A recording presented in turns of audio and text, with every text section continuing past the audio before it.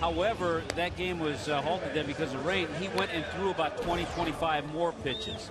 So I would think Freddie Gonzalez would be happy with anywhere 80 to 90 pitches tonight from Sanchi, and he has Burke Badenhop, who some thought might start this game. He has him ready to go in the bullpen. Our defense tonight presented by Heineken. Heineken with the defense, and there it is. Hermida, Cody Ross, Brett Carroll getting the start, just his second start this year. Bonifacio, Ramirez, Ugla, and Cantu around the infield, and with the left-hander Parra on the mound, Ronnie Paulino will handle Anibal Sanchez. Yeah, the lefty-righty thing certainly affected both Freddie Gonzalez, his lineup, and Ken Maka's lineup for the Brewers. They both adjusted accordingly. And by the way, you saw Wes Helms there on the bench. He's back to sort of normal, but certainly ready and available should he be needed tonight. And with Parra on the mound, if he were 100%, he'd be in the lineup. But just the fact that he's on the bench is a good sign. So here's Counsell, and here we go. That would be strike one. The pride of Eugene, Oregon is behind home plate, Dale Scott. Jerry Meals, Damian Beal, and Mike DeMuro out on the bases. Counsell has adjusted his batting stance. No longer does he reach for the sky with that bat, and it's given him good results. Well, he's got an opportunity now to get a little more playing time with Ricky Weeks out for the year, and he has produced. Sanchez with a breaking ball that misses up, and it's 2-1. Sanchez last start on the 7th of May. Got the loss against Atlanta. He came out in the 5th inning, and he came out with pain in that right shoulder. There was a fear that he had injured it severely, but as it turned out, it was merely a sprain, and he bounced back very quickly. Yeah, he gave up a couple of home runs in that game. David Ross and Casey Kochman for the Braves took him deep.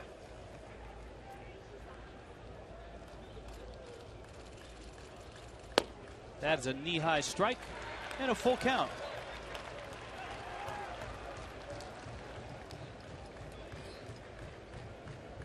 Counsell, Catalinato, and Braun. These are still the first place Milwaukee Brewers, I'll have you know. They kept their lead in the Central with St. Louis losing last night. A one-game lead for the Brewers at 30-21. They have been a dynamite home team and a so-so road team. They're 2 over on the road, which actually isn't bad, but 16-9 at Miller Park. No rain delays at Miller Park. No, but there is rain in Miller Park. Yeah, we found that out last time we were there.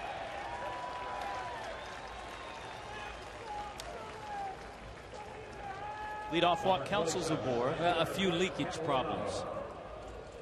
Here's a look at that National League Central with Milwaukee, a game lead over St. Louis. Cincinnati still hanging in there, playing pretty good baseball.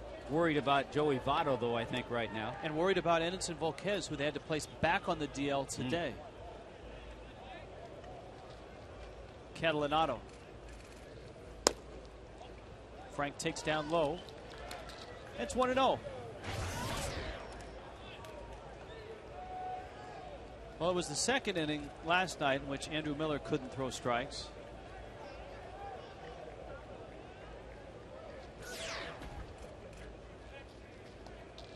And Sanchez's throw gets away, but not far enough.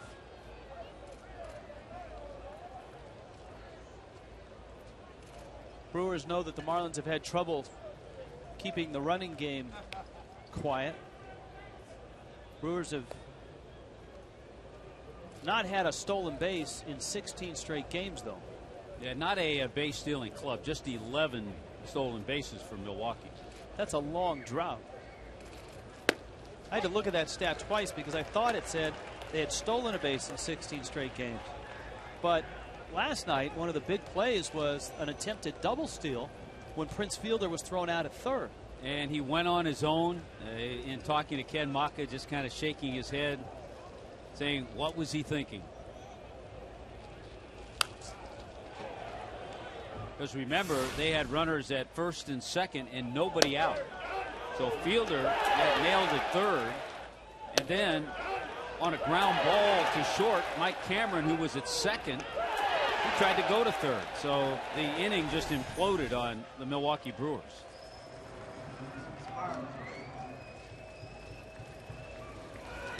That, boy, just missed. Did you see Sanchez's reaction? And Dale Scott, here's a look. Boy, that ball had terrific movement, and I think Dale Scott may have given up on it too. That's a good pitch. You want to get that one the rest of the night, hopefully.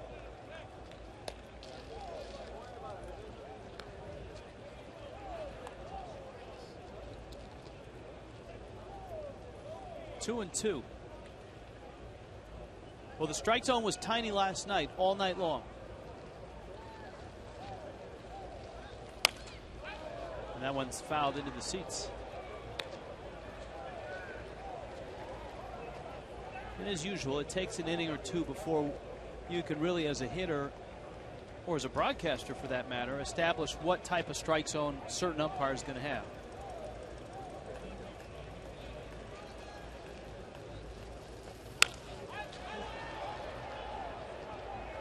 Something that Frank Catalanato has done his entire career. He's been a solid hitter, a guy who makes you work as a pitcher. 35 years old. He's a career .292 hitter coming into this year. He's what you call a grinder.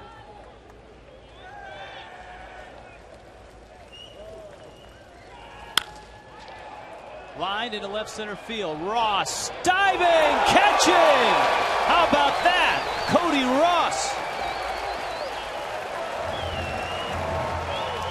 Well, that'll help you out if you're Anibal Sanchez retiring Catalanato. He can tip his cap and thank Cody Ross for that one. This ball is slicing away from Cody off the left-handed bat of Catalanato. Lays out, gets it in the heel of the glove. Didn't really get it right in that webbing, but is able to hang on, and look how quickly he shows it to the umpires. Outstanding Cody Ross. So Counsell had already rounded second base, had to retouch it on his way back to first. There is an out in the inning, a spectacular one, and now the teeth of the order: Braun, Fielder, and Hardy. Ryan Braun 0 for 4 last night. I think if you watch that replay, the one off the bat, and it showed the break by Ross and the angle by Cody, you don't have to have blazing speed to play a good center field. I think Jim Edmonds proved that for a long time. Steve Finley. Yes, that's a good call there too. Good routes, good jumps will make up for a lot.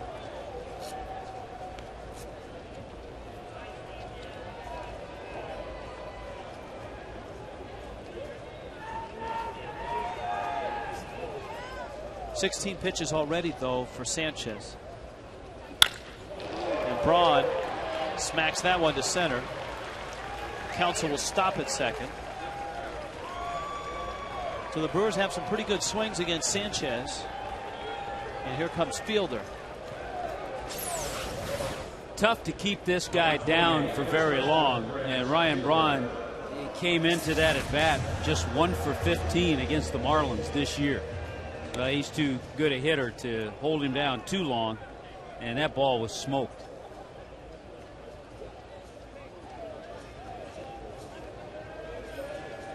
So here is Prince, who still leads the National League in RBIs.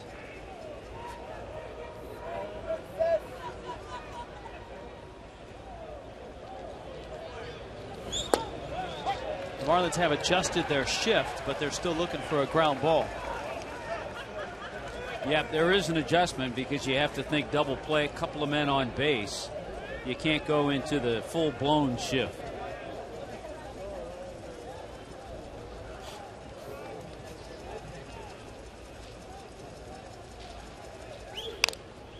Good pitch, and it's 0-2. Prince Fielder with his 48 RBIs. And in road games, he's up there as well. You see Adrian Gonzalez has done some damage on the road. Raul Ibanez 46, Albert Pujols 43, Adam Dunn 42.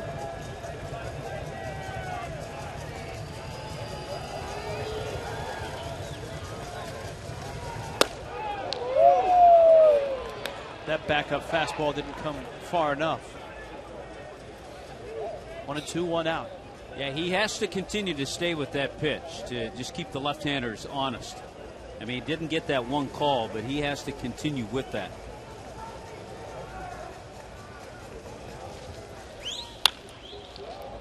Breaking ball, ground ball, and it's foul. I think we forget with Anibal Sanchez having the shoulder surgery last year, or a couple of years ago in 07, Dr. Andrews. But he also in 03 had Tommy John surgery.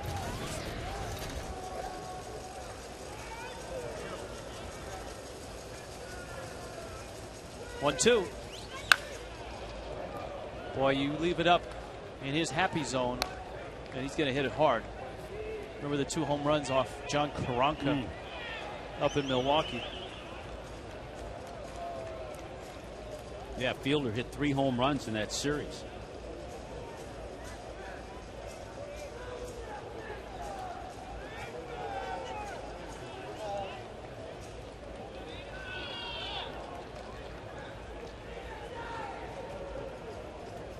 Paulino out to talk to Sanchez. Mark Wiley's thinking to himself, oh boy, 22 pitches already. Not what he had hoped for in this first inning.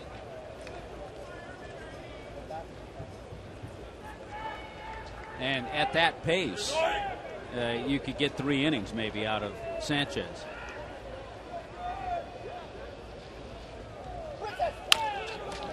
Good pitch. Cantu's going to get the out at first. So Counsell moves up. And Braun moves up. And now it's Sanchez against Hardy. Good choice by Jorge Cantu. He thought about second base, but you know what? It's early in the game. Make sure you get the out. And he got the out at first base, second out of the inning.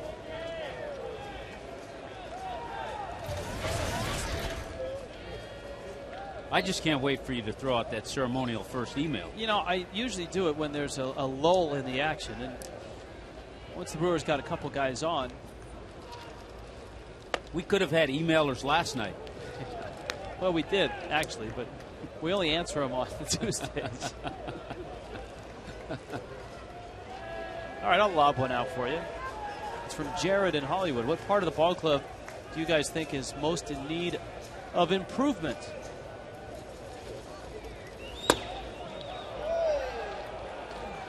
I'll throw one at you. I'd like to see another bat, a left-handed bat with a little pop in the lineup.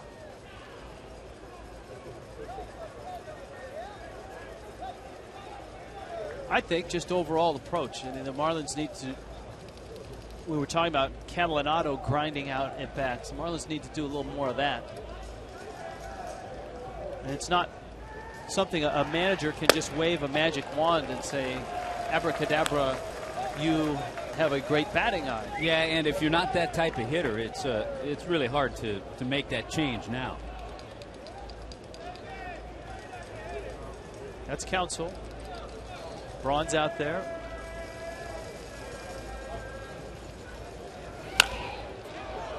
And a good live fastball. It's 2-2. This fastball's been 92, 93 miles an hour. It's that good velocity on it. Because I think the issues at the top of the order and near the bottom of the order, those are the places where the Marlins need some improvement. Just humble opinion. Check swing. And it's inside. Nothing's coming easy.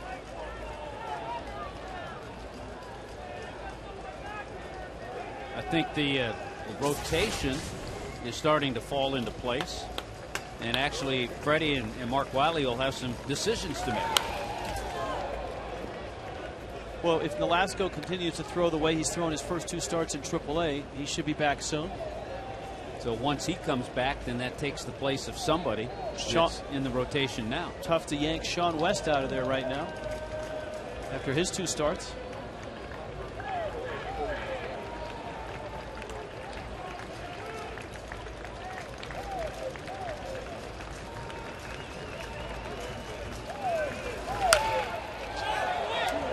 Let's see if it's playable.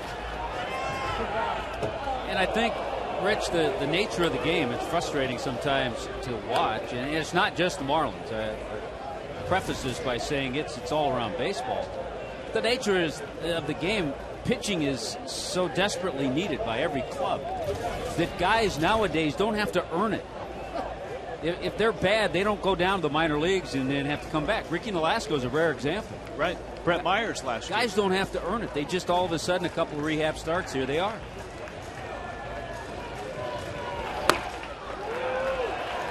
He lost them. 31 pitches in the first inning.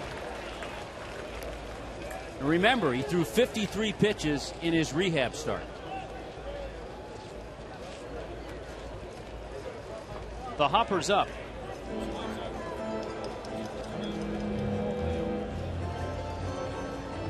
I think the Marlins felt going into this start there would be starter A and starter B. Sanchez, starter A, as you noted, hoping to get 4 or 5 innings out of it. Starter B would be the hopper.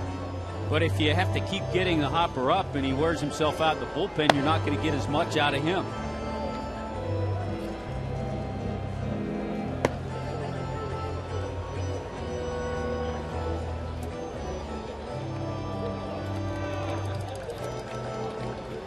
That was the rehab start. Now, that was shortened by rain, and he did go inside and throw another 30 pitches. But not the same. Yes. It's not the same. So here's Gamble.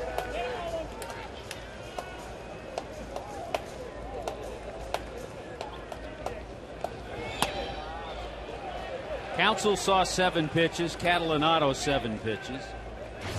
Fielder 6 and Hardy 8.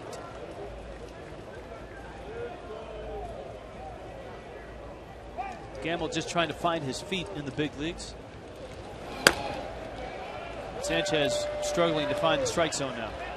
And you saw on that line, this is the difference. In A ball, you can go right after hitters. Up here, all of a sudden, the thinking comes a part of it, and you start to overthink. No walks in that A ball assignment, and already 2 here in the first inning.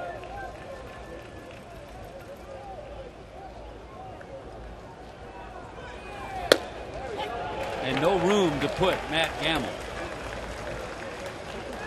Nope, a bunch of Brewers out there. Council, Braun, Hardy.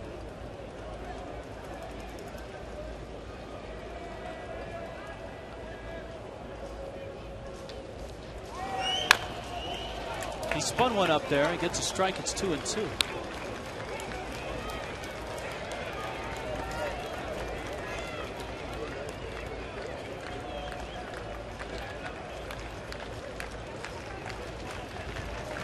Fell behind 2-0. Has evened the count at 2-2.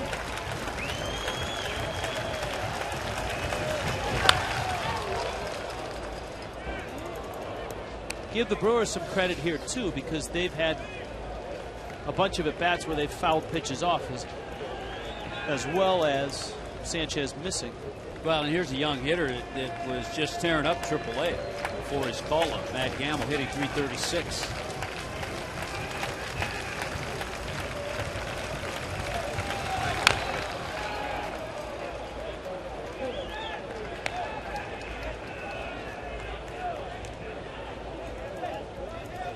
Still 2-2.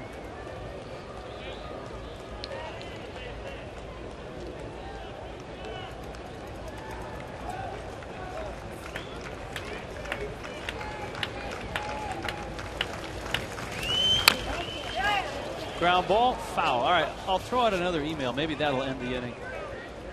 Last night you guys talked about the strike zone. Why is there so much debate about something that is so clearly defined in the rule book? Bill from Miami. Yeah, that definition has a lot of different meanings and interpretations. each umpire is an individual, so it's under that umpire's call.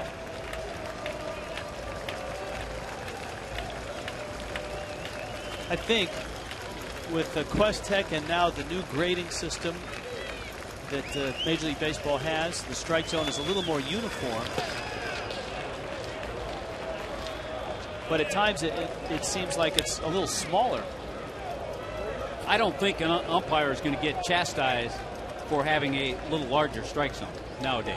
By the way, this next pitch coming up, number 40. Wow. In the first inning. Everybody will be on the move. 3-2 coming. Got it. Changeup. How about that?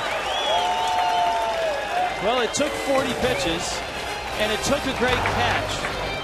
Sanchez gets through the first unscathed.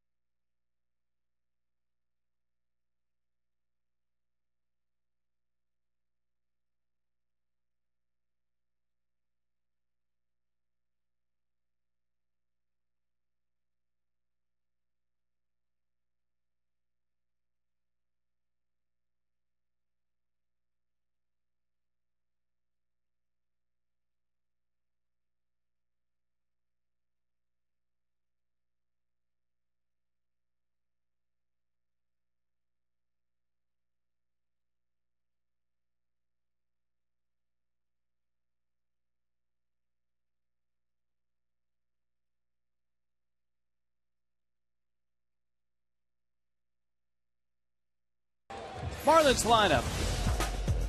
Emilio Bonifacio leads it off. Jeremy Hermida in left. Hanley Ramirez at short. Jorge Cantu at first. Dan Ugla followed by Cody Ross. Ronnie Paulino. BC gets a start. Brett Carroll's in right. And Sanchez in the 9 spot.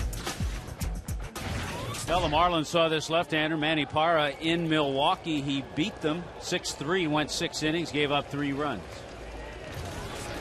And Bonifacio in the leadoff spot takes a strike. We already have a variety of emails about Bonifacio and his appearance in the leadoff spot. And I think you have a very good answer about that with Coughlin out of the lineup tonight. Right. I asked Freddie, I said, well, what are your options for your leadoff spot other than Bonifacio tonight? And he said, well, against a lefty, Bonifacio pushes it foul. And that's the key word. With the lefty on the mound, Freddie wanted to give Coughlin a day off because Coughlin has really struggled, 1 for 15 against lefties.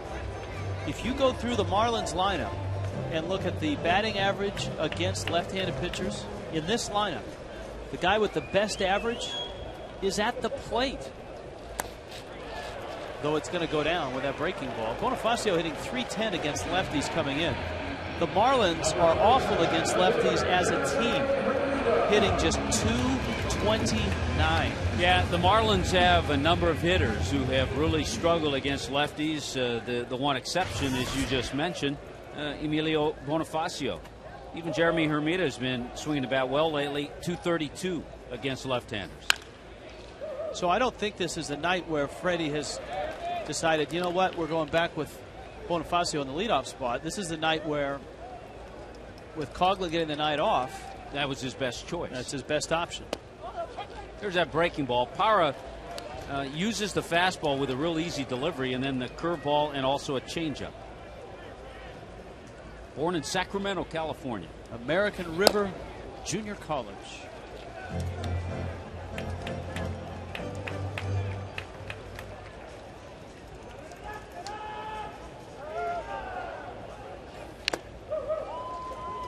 Herb fouls that off. Let's check in on that scouting report from Manny Parra. Talked about the easy delivery, big slow curveball, and a guy who has become a successful major league pitcher. Was his 26th round pick out of junior college.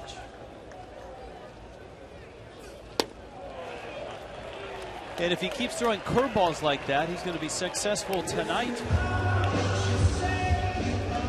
We've talked about the changes for the Brewers.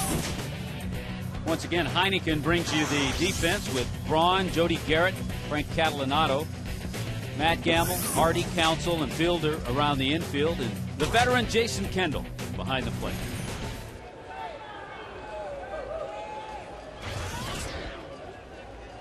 I guess if Freddie really wanted to shake the lineup, he could lead Hanley off, but Hanley's done so well in the 3 spot, you don't want to mess with that. Hanley's on a pretty good roll. He's had back-to-back 3-hit games, 8 for 14 in his last 3 games.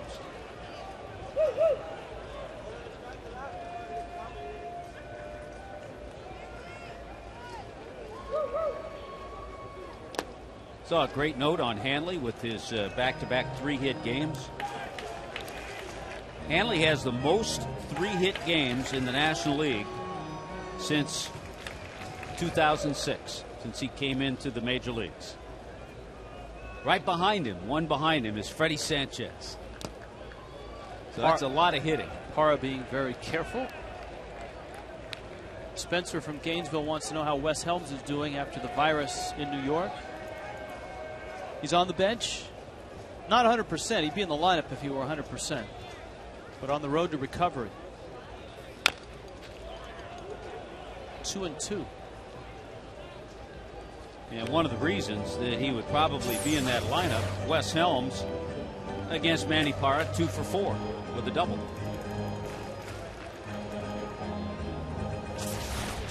Well, Hanley Ramirez. There's Wes. Apparently tweaked something, and he's pointing at that left quad, left groin area. Mike Kozak at the ready, just in case he's needed.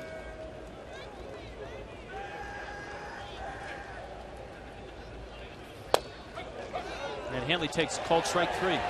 So Parra waits about an hour to finally take the mound. He comes out and strikes out the side.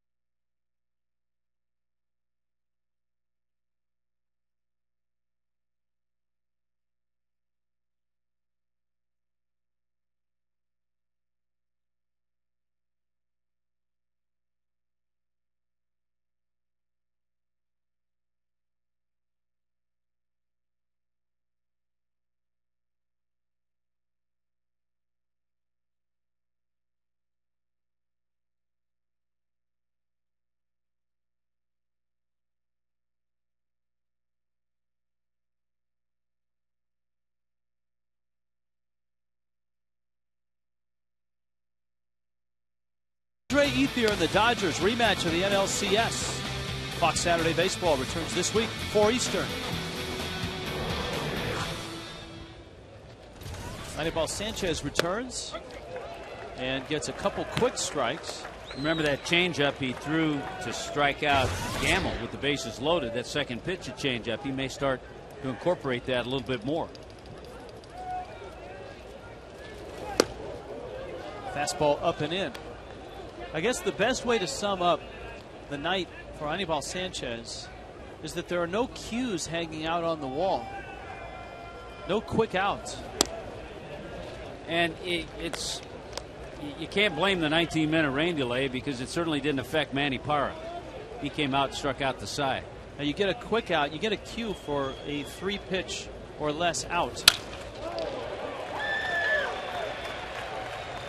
Jody Garrett with a base hit. And the Stanford alum is aboard with a leadoff single. Good hit-run combination for Ken Maka with Garrett the runner and Jason Kendall the hitter. Now last night we were trying to figure out what caused the shiner under the eye of Jason Kendall, because he came in looking like he'd been in a dust-up. And so we asked him, and it wasn't nearly as heroic or sexy as we thought it would be. Yeah, his initial answer that he gave us with a little bit of a wink was funny. Bar fight. But nah, he said a bat. One of those long swings, came back, got the mask pushed into the eye, black eye.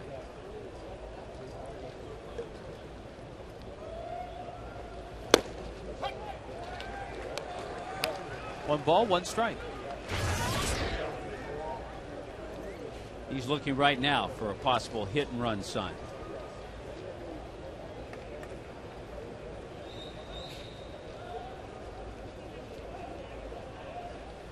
Zach in Plantation emails. I recently purchased a Topps 1976 Tommy Hutton Phillies baseball card, and from the looks of it, you had a pretty nice baseball mustache. I had a good 70s stash. At what point did you cut it off, and would you ever bring it back? I think I got rid of it.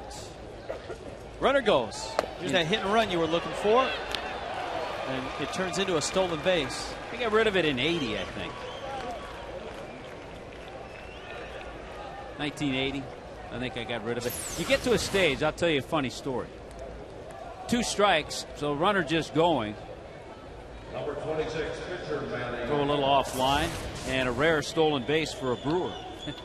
But a lot of players, I don't know if you notice this, and you kind of check it out, as they get older, if they've had facial hair, they'll get rid of it because then they look a little younger. If that makes sense. So in 1980, you got a little younger because you wanted to stick in the big leagues a little longer? Yeah, I knew the end was coming. I figured I'd do anything that would help. Did it help? Not much. I struggled through one more 3/4 of a season. It bought you, what, 5 more months in the big leagues? Yeah.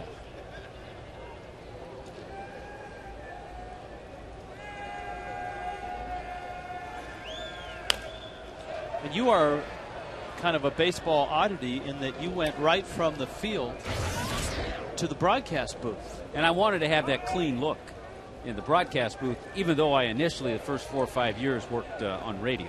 Did you have any idea that you were going to make that transition, or did they just come down and say, we can release you or we can put you in the booth? It was something that I had pursued the last couple of years that I played. I had reached out to many different clubs, to people I knew. But when the Expos finally released me, they knew that I had that interest. And so I was able to stay on the rest of the year. I worked on the radio. Of course, you had to do the games in French, right? Boy, another stolen base. Well, you get to a point where just nothing is right for Anibal Sanchez. Jody Garrett could have walked over to third. He paid no attention to him at second base. Keep in mind, he's got the pitcher up there hitting. And Garrett's a smart base runner. You see that the pitcher's not paying any attention to you, you get that kind of a jump. Drive to left. Hermida makes the catch, and Garrett and his resourcefulness provides the Brewers with a 1-0 lead. Well, the stolen base is second, and then certainly the stolen base of third set that whole play up. The ball hit well by Parra, and he gets the sac fly. Number 30, second baseman Greg Hansen. Here is Counsell.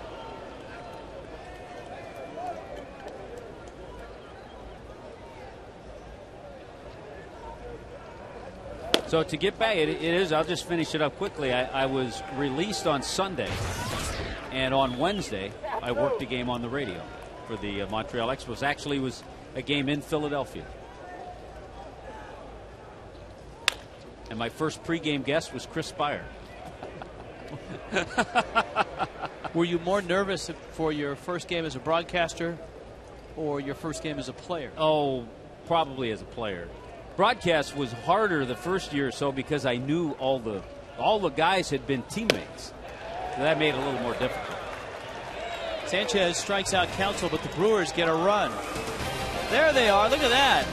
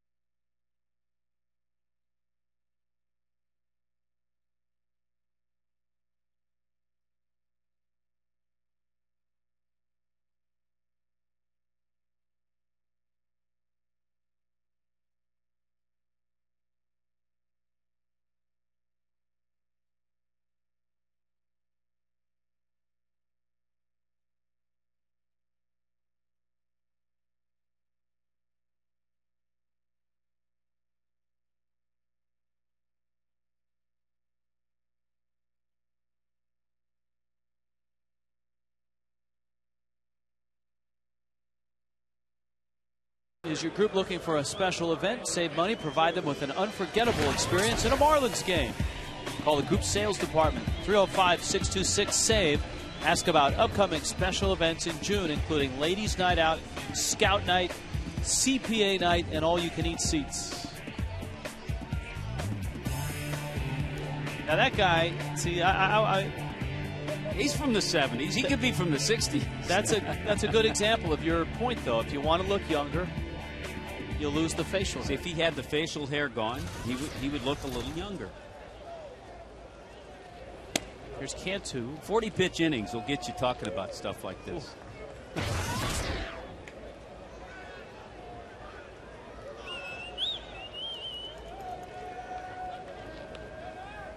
But just to show you, there's a shot into left field. Cantu's got himself a base hit. Just to show you that the Marlins can hit a left-hander. That's a good swing by Jorge Cantu, who had some nice swings last night. Now here we go, a little more traditional look. The stash still there. The stash is still there. And there's the action shot. Now there's that other photo, you had the weird perm thing going. That was a trend that swept through baseball in about a year's time, right? Remember some of the early pictures of Mike Schmidt. See, Mike Schmidt had one of those for a while. And I never played tennis, maybe once. And somehow that made it to the yearbook. Greg Brady-ish. Strike to Ugla.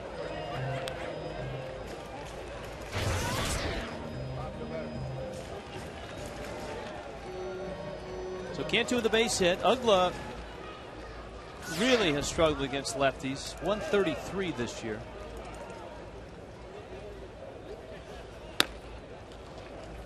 Parra misses outside.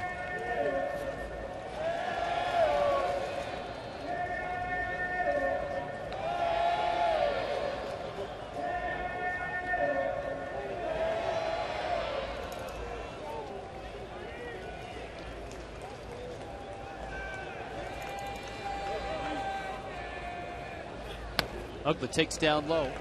Back to the email bag. Andy in Miami. In all the years that I've been watching the Marlins, I've never seen center field seats open. Why is that? Well, Andy, You weren't here in the World Series. but the seats straight away center? Well, no, because of the backdrop. Right. If you open them, it'd be hard for the hitters.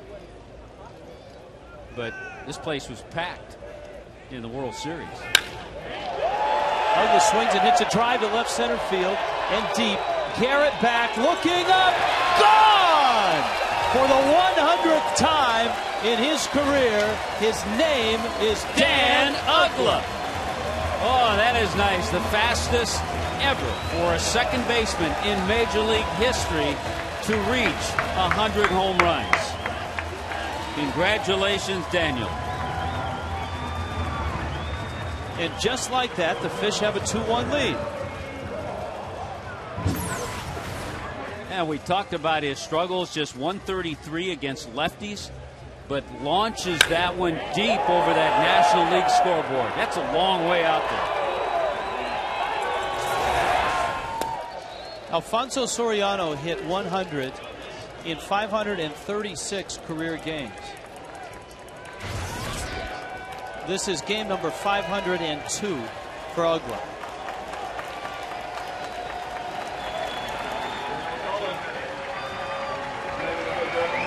The crowd responding because the announcement posted. And Ugla's going to come out. Yeah, posted on the big giant scoreboard. And they have appreciated Dan Ugla ever since he's been here. Cody hits a pop-up. Counsell calls for it and makes the catch. Yeah, pretty cool stuff when you are going places that no one's ever been before. Yeah, got a pitch out over the plate. Parra wanted to get it in. They try to crowd him. And a little fist pump, but that's pretty much the most excitement Dan Ugla's going to show. That's one of the things that we like about Dan Ugla.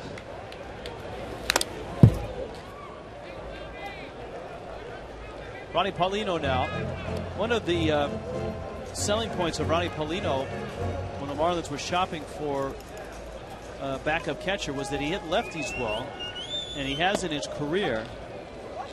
And for the most part this year at 283 he has, but the month of May was not kind to Paulino. It wasn't kind to a lot of Marlins. 1-2.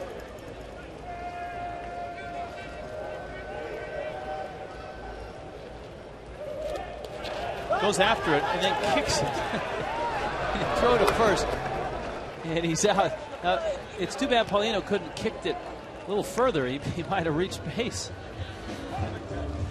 $250,000 Mustang money tickets are now on sale. Register your non-winning tickets now through June 11th for a second chance to win great prizes that include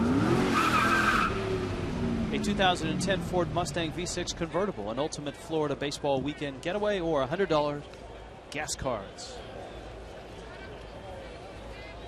Here's Brett Carroll. So Ugla's hit 100. Carroll has yet to hit 1. Boy, he came so close in New York at Citi Field, right off the top of the wall. Smacks one up the middle into center field, base hit. That's good to see. Every time he's gotten an opportunity, especially lately, Brett Carroll's had some nice ABs and some good swings. And Freddie told us before the ball game, one of the reasons he wanted to put Carroll in there was the at-bat he had against the lefty in New York. And obviously as a manager, when your team is hitting 229, 14th in the National League against lefties, you're looking for anybody that can hit a lefty. So Freddie decided, well, why not? And Brett now 4 for his last 10.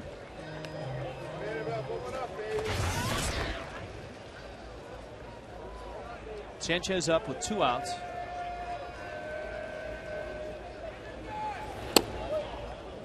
And Parra misses inside. It's 2-0. Yeah, he had that double Brett Carroll did against the lefty Takahashi.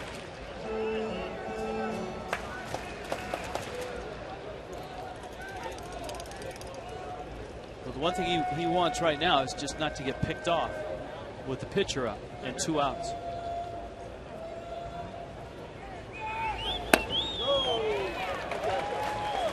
And all of a sudden, Parra can't find the strike zone to Sanchez.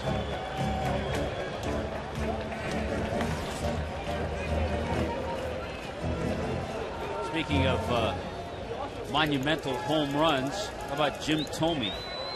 Homered last night for the White Sox, number 550. There's a strike. And it's 3-1. Jim Thome slugging his way to Cooperstown. Good debate. Parra walked the pitcher. And that's part of our Geico quote. Andrew Miller last night, in 2 outings in a row, I've walked the pitcher. I've got to get it together. I can't lose it for a hitter or 2. When last night it really hurt in that 2nd inning, he walked Suppan with the bases loaded.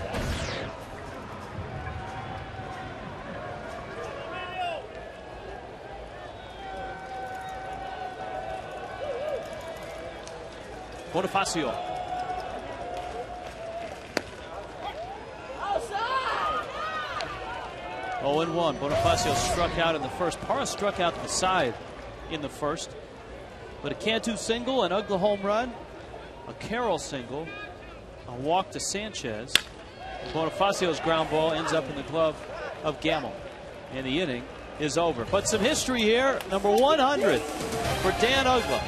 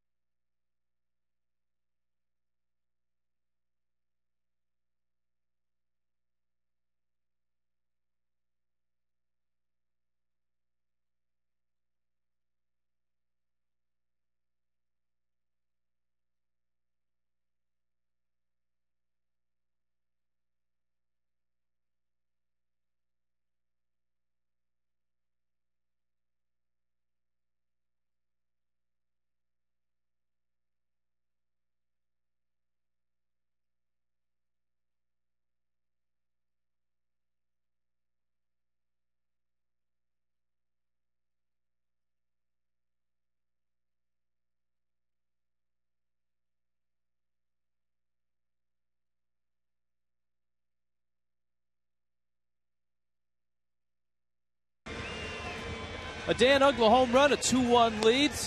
And, of course, on Family Sunday, the 7th, Marlins and the Giants. It's a 5:05 start time, and kids can get a Dan Uggla bank courtesy of Maroney Automotive Group. 1-877 Marlins.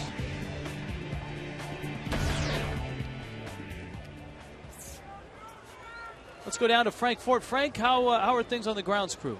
So far, so good, Rich. There's a slight drizzle falling out here. The cover is still on the tarp, and at the end of the 3rd inning, after the home half of the 3rd, I'll be tidying up the pitcher's mound. It's more an aesthetic thing than anything else, but I'll be out there with Chris, and we'll kind of talk you through it at that time. All right, Frank, we have one email regarding you tonight. It's from I think it's PJ in Miami. Having Frank Fort work the grounds crew should boost his credentials at his next broadcaster's arbitration hearing. It boosts my arbitration. I didn't know I was eligible for arbitration. Yeah, that's news to me. You're one of the Super Twos, so okay, good. Congratulations, you're in there. Well, as most guys in arbitration, you either get a raise or a bigger raise, so I'm on board with that. All right, well, we'll watch for you on the mound. All right. Just stay away from the rosin bag, will you? By the way, I've got some good show and tell items a little later in the game, which you'll enjoy. We may need them sooner than later, Frank. All right. The pace of this one. Catalinato, Braun, and Fielder.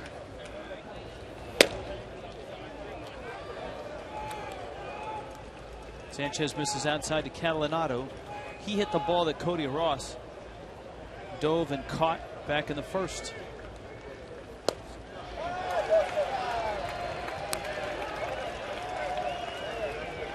Counts full now, 3-2. Day had a good at bat in that first inning as well. He was released by Texas right at the end of spring training.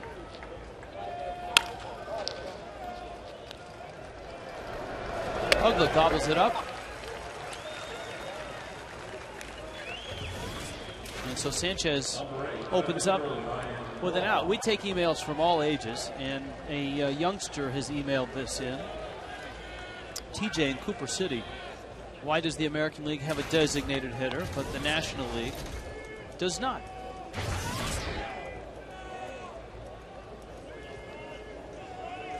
I think it was just decided back in 1973. The people who make those decisions to institute the DH, the National League had no part of it. I think I remember reading something back in the 50s. It was actually that concept was actually brought forward for the National League to try it first, and they declined. One of the movers and shakers in the American League in the 70s was Charlie Finley, the owner of the Oakland Athletics, who tried to create more offense. Yep. And the American League decided to do it. National League said no. And back then, baseball was structured differently. You actually had an American League president. Was it Lee McPhail? Mm-hmm. And a National League president. Was it Chub Feeney? Chub Feeney. For a long time. And so the leagues almost operated independent of each other.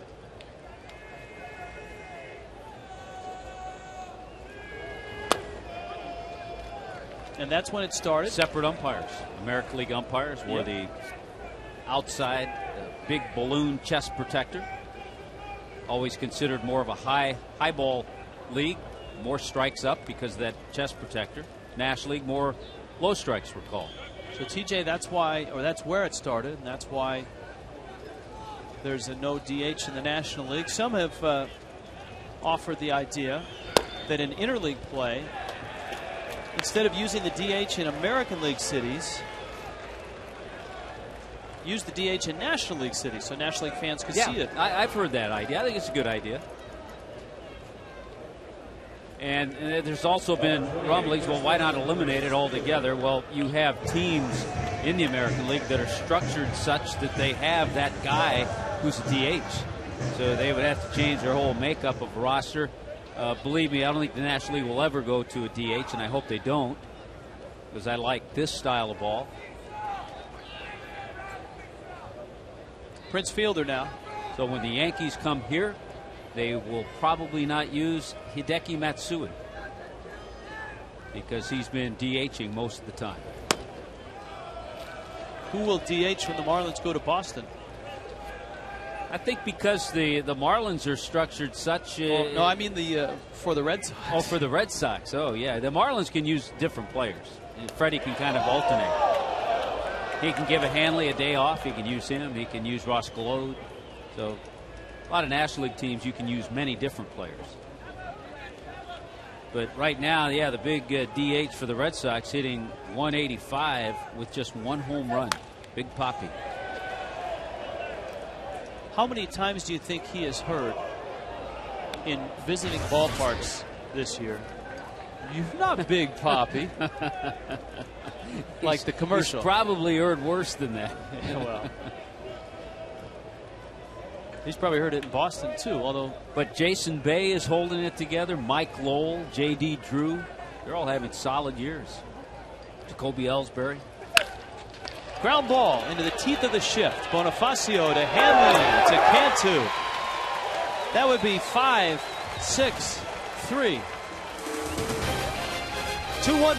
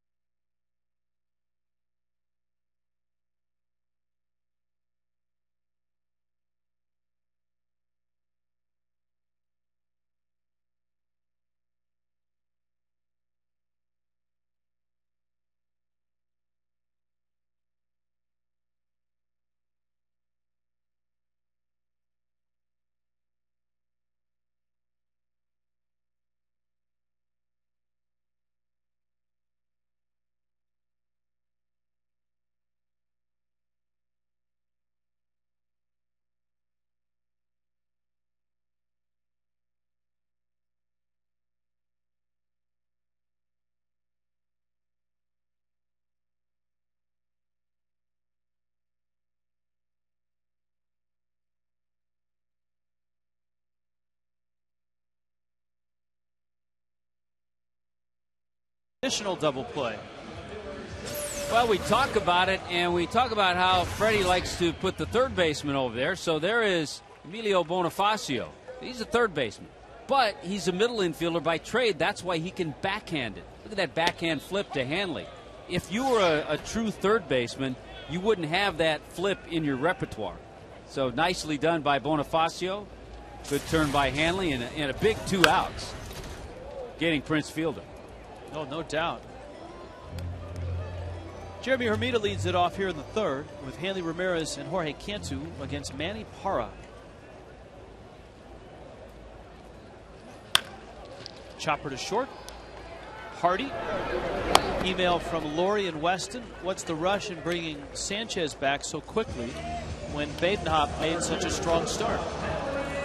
It's a good question, and certainly has merit. At first, I think we were surprised. But I think here was the thinking.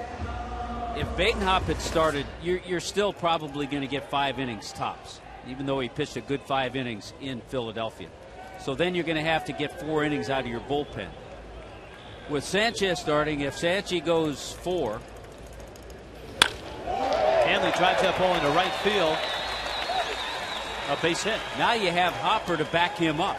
You wouldn't bring Sanchez out of the bullpen. So this way you have Hopper for 2 or 3 innings. Now you're looking at maybe the 7th or 8th inning before you have to tap into the rest of the bullpen. Hopper is up. Here comes Cantu. Now Cantu started the second with a base hit. Then Uggla, of course, provided the fireworks with a homer to left.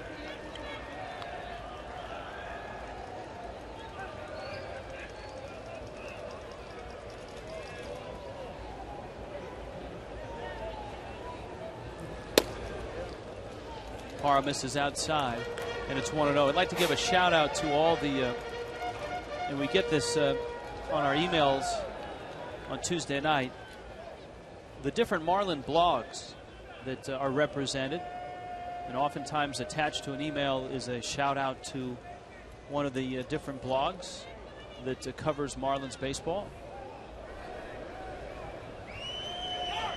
So I figured rather than hunt and search for one from each and give everybody a question, I just threw out our thanks to marlinsbaseball.com, marlinsnation.com, tealandblack.net, and fishstripes.com. And my producer, John Sulser, can correct me if I've omitted anyone, or just send me an email. But we'll get you on there. But we get emails from all 4 of those blogs with great regularity. And we thank you for watching and for emailing. Hanley, by the way, with his base hit, is now 4 for 7 off Parra and 9 for his last 16, last 4 games.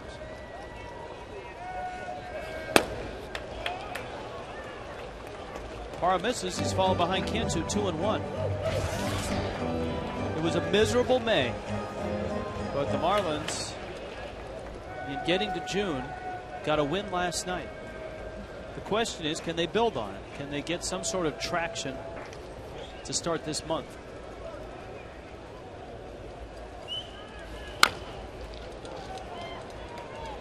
You talk about months of May last year. Manny Parra in the month of May was not real good, and he turned it around in June and was 5-0 with a 2.59 ERA in the month of June last year. So half of his wins in 08 came in June.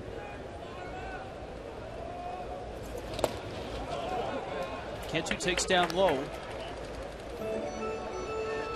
And the count's full now, 3-2.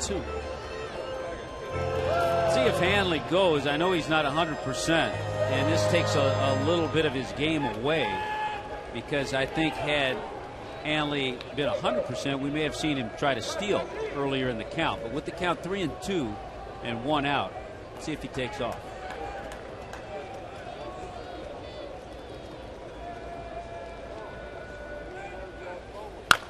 Cantu, a ground ball down the line. That's a fair ball, and will probably be a base hit. It is. Yeah, 2 for 2 night for Jorge Cantu. Good play by Gamble to get there. He was playing Cantu to pull this ball off the end of the bat a little bit, so he gets there, but the ball comes up on his wrist a little bit. Over the bat, fair ball, and Gamble actually did the right thing in not throwing. You see some third basemen come up and throw even though they had no play at first. So here is Ugla, who hit home run number 100 in the second. And a fastball for a strike. Dan, of course, a Rule 5 draft pick by the Marlins. We have a Rule 5 question from Daniel in Fort Lauderdale. Are there any other notable Rule 5 players in the major leagues besides Dan Ugla? Now, there's a couple that come to mind right away. One was just put on the disabled list, Josh Hamilton of the Texas Rangers. And the other, the Marlins have faced twice this year, and that's Johan Santana of the Mets. By the way, that's a tough loss for Texas. Texas right now, a 4.5 game lead over the Angels.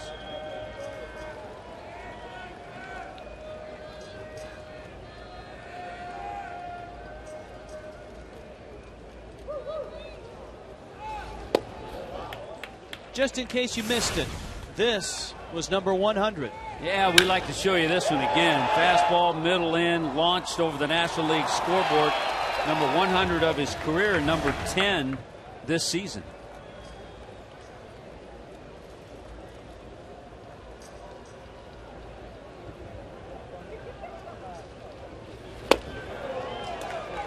Trying to hit number 101. He got a changeup.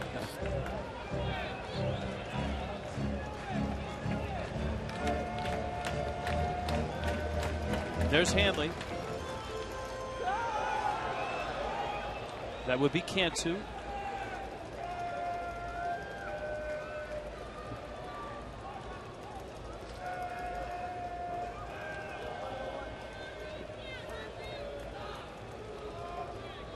And Parra steps off.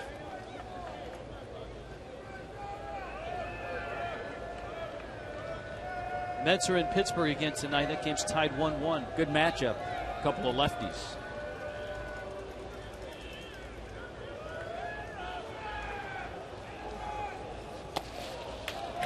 Johan Santana and Zach Duke.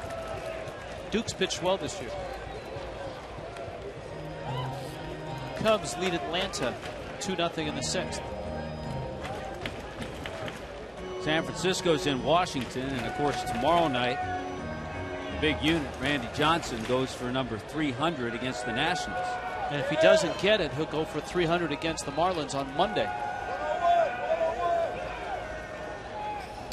Ugla in the center field base hit. Let's see if Hanley can score. He's got the green light, and he is going to score. You know, you watch Hanley run, and he said that it bothers him more once he breaks it down, once he starts to slow down and stop. And you can see that. Another solid base hit by Dan Ugla, right back up the middle. Good swings against a lefty, and we've chronicled how he has struggled against lefties this year. That's just nice right there. Hanley coming around third's running well. It's a good jump. He's running well, but it's not until he starts to slow up right about there that you can feel that groin grab him a little bit.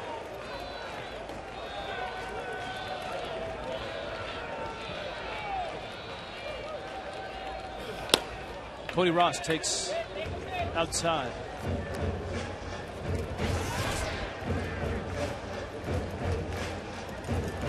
Ross popped out back in the second. Marlins now with 6 hits against Parra.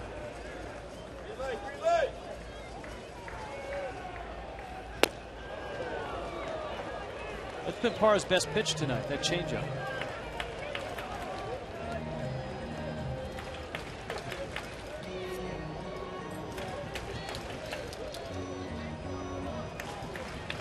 Dan Ugla just 1 RBI behind Jorge Cantu now for the club lead. Cantu with 39.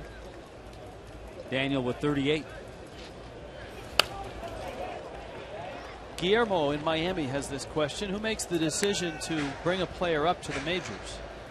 Is it Larry Beinfest? Is it Michael Hill? Or is it Freddie Gonzalez? It's all three. everybody gets their heads together and they make that decision. They could be talking about one of those things right now. Michael Hill and Larry Beinfest. Ball in the dirt.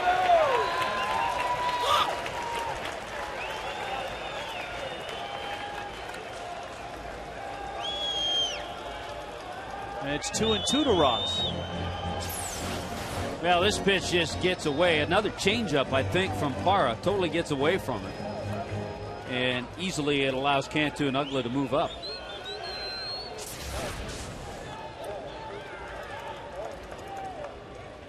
So Cody's in a nice spot now with one out. The infield up the middle is back. Corners in. Which means that is going to score a run. Nice play. Heck of a play by Hardy. But Cody gets the RBI. It's good heads-up running at third base by Cantu. Yes, it was. If you hesitate and maybe just pause thinking that ball might be caught on the line, you might not score. So Cantu picked it up. That's a tremendous play by Hardy. Cody Ross, you was robbed. Hardy with a great play, but Cody gets the RBI, and the Marlins get their fourth run. There's the pause by Cantu. Then he takes off immediately. Pretty good base running from Uggla, too, to go to third. Paulino swings and misses. Watch Cantu. There's that play from another angle. Boy, good balance. Just a terrific play by Hardy.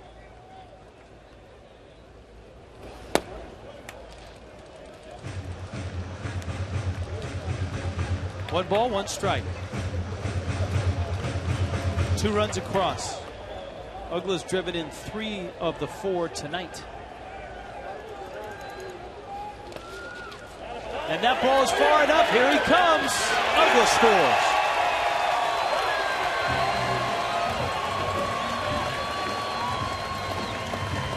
Kind of the little things that we were talking about that you'd like to see happen to the Marlins. Are starting to happen. Yeah, a little fire, taking advantage, getting good jumps, doing some of the things that Dan Uggla just did there. As soon as that ball squirts away, he's off and moving, and Jason Kendall had no play. So good base running by Cantu, by Uggla, and the Marlins have 5 runs. All that in the blink of an eye. Paulino with the count 3-1 now. Boy, the way the night started, if you were to say which starter would be down 5-1 at this point, after Parra struck out the side in the first and Sanchez took 40 pitches to get through the first. Yeah, it would have. You wouldn't have been guessing what we have right here. Paulino up the middle, and the caveman beats it out.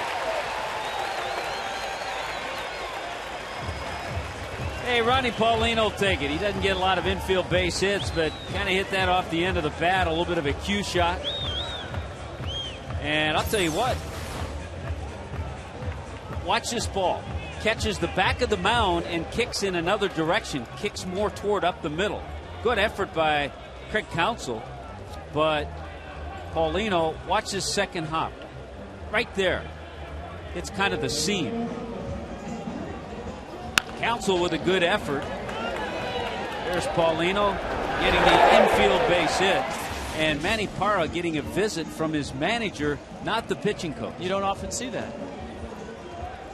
Generally, when the manager goes out there, he makes a change. But every so often when a manager goes out there, there's a definite point he wants to get across to his pitcher.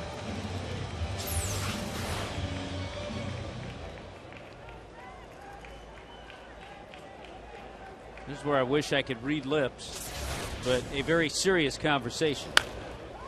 You know, I don't think he was tearing into him. No, he wasn't. It was almost like, you know, you've made some good pitches. The Cantu ball was a ground ball. Uggla's was a line drive up the middle. Hanley's was hit well, but Paulino with an infield single.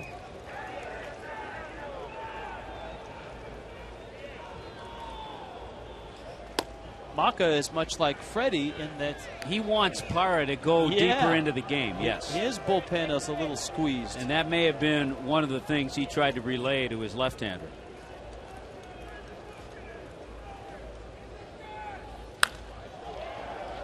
Carroll hits a high pop-up. Gamble to the tarp. And had Frankfurt not placed that tarp in that exact spot, that might have been the third out. Yeah, but the neatness and tidiness of Frankfurt got it rolled up just in the right place. By the way, do you realize that infield base hit of Ronnie Paulino's? The Marlins lead the National League with 56 infield hits. Did not know.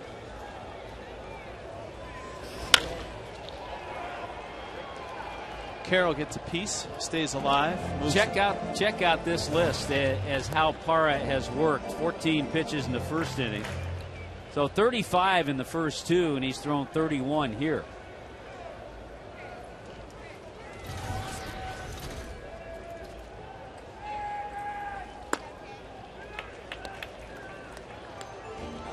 Two and two.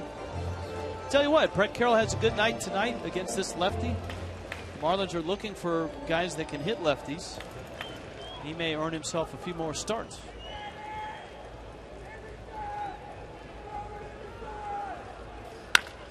Hits that ball well. Gamble goes to second, gets the out, but the Marlins construct a nice inning. 3 innings worth. All right, this is Frank's big inning.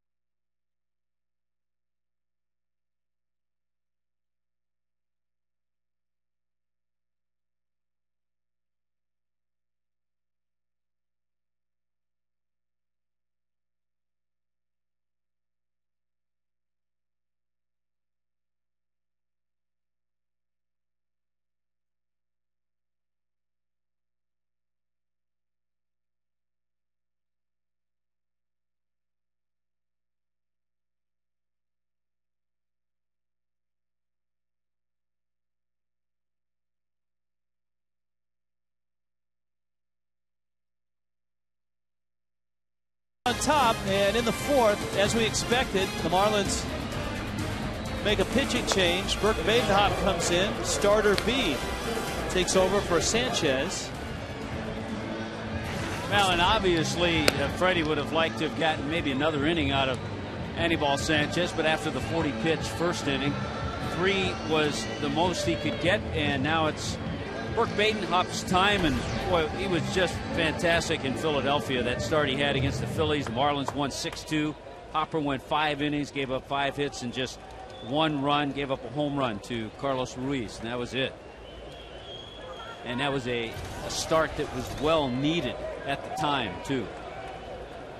J.J. Hardy, Matt Gamble, Jody Garrett. Oh, yeah. Badenhop throws a strike.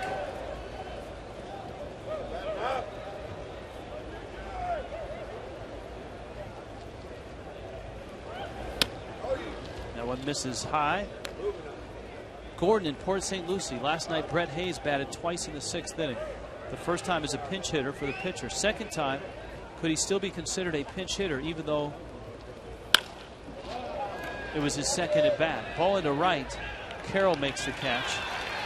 Think about that for a while we summon the duck.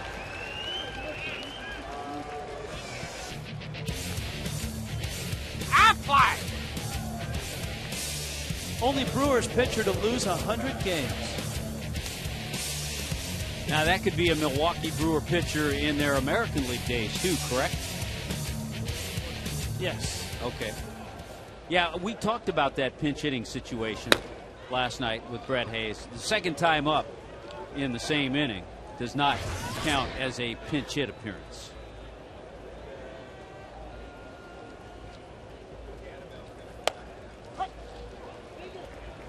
There's a strike. How about, was Ben McDonald a Brewer for long enough to lose 100 games? Not long enough. I'm trying to think Teddy Higuera, but he was a good Brewer. He won a lot of games. I don't know if he would have lost, but he was with them a long time. That's where it could be a guy who won a lot of games, won more than 100.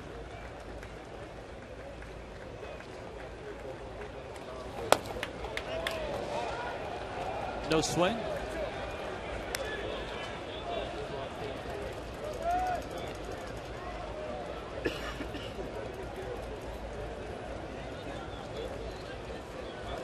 B. Hop. I'm sure the Rawlings Glove Company, when they got the order and the name was Burke Badenhop, the guy thought to himself, how am I ever going to fit that on a glove? And so B-Hop it is. B-Hop works. Used Rawlings my whole career. Rawlings, first baseman's DCT was the model. Was there a player associated with that model? Man, I think there was, but I'm not sure. My first glove was a catcher's glove for some reason.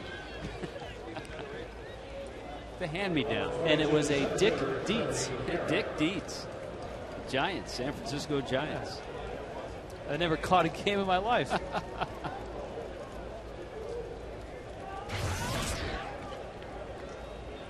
Here's Jody Garrett. Gambles at first. There's one out. The other thing that Badenhop can do here, because Sanchez didn't go the qualified 5 innings to qualify for a win, Burke Badenhop, if he comes in 2-3 good innings, he's got a chance to pick up a win if the Marlins hang on. Slow grounder, got one there. Hanley's turn. B-Hop indeed. When we get back, Frank Ford works on the field.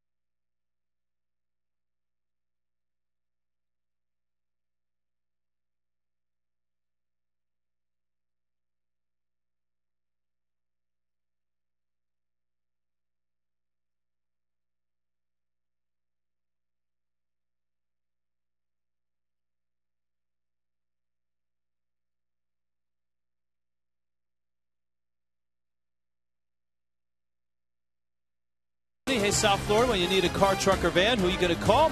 1-877-MAROONY. By Checkers, Little Place, Big Taste.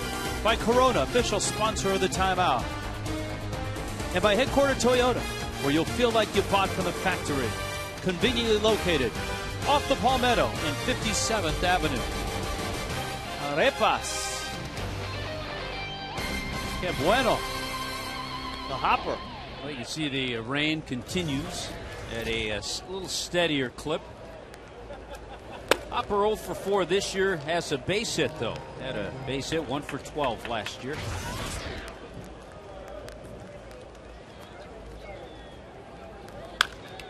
Hopper down the right field line. That ball is foul.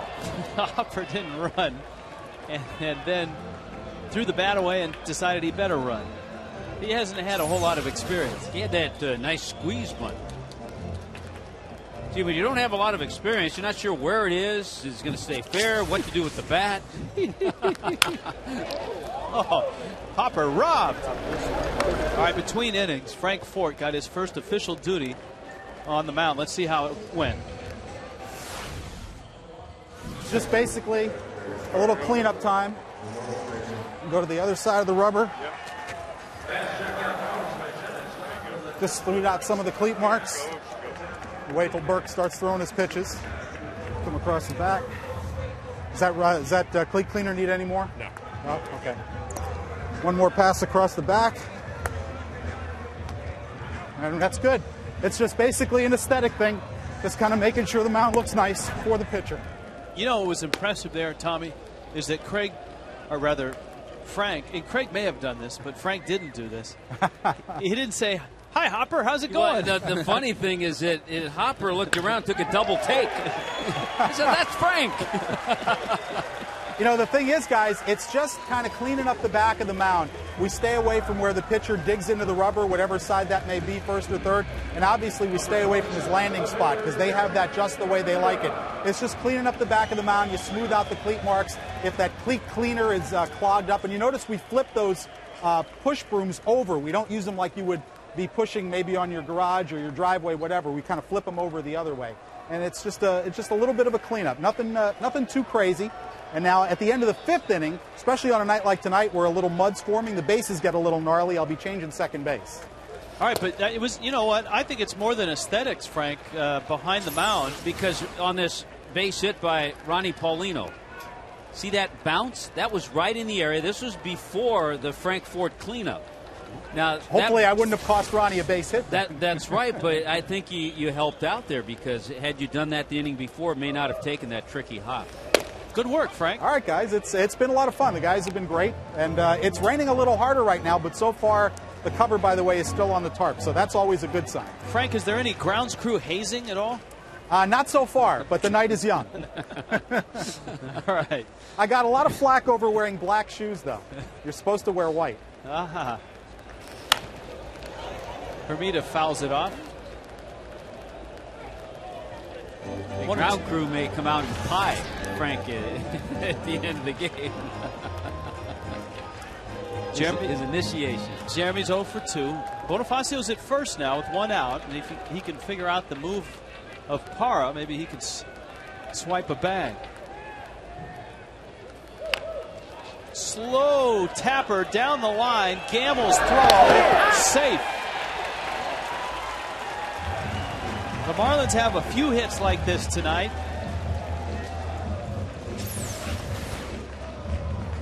Off the end of the bat, Gamble's had a lot of tough plays, and Jeremy Hermida helped by being a left-handed hitter, getting out of the box quickly, and picks up his first base hit of the night.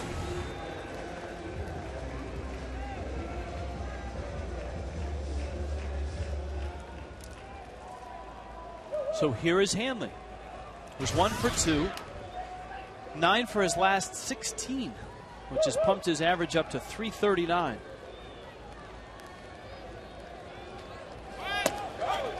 Bonifacio got a great jump and he steals third base. Good job by Emilio Bonifacio. We saw Jody Garrett do that earlier in the game against Anibal Sanchez. Take advantage of not getting that second look and just getting a tremendous jump.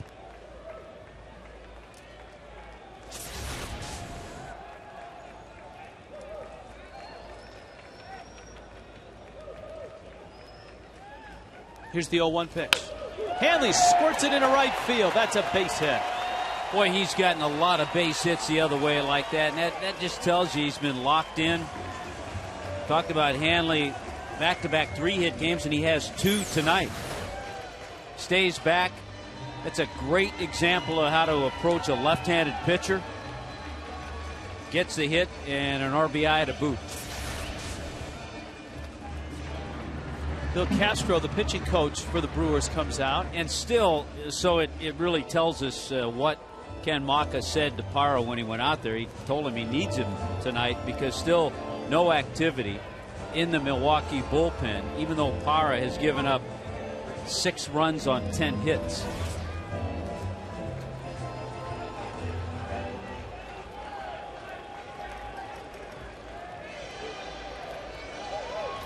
So up comes Cantu. You know, I was thinking on the steal by Bonifacio, normally as the trail runner, when you see the guy break from second, you're going to swipe second as well. But Hermida had the lefty on the mound, and you can't automatically do that with the lefty on the mound.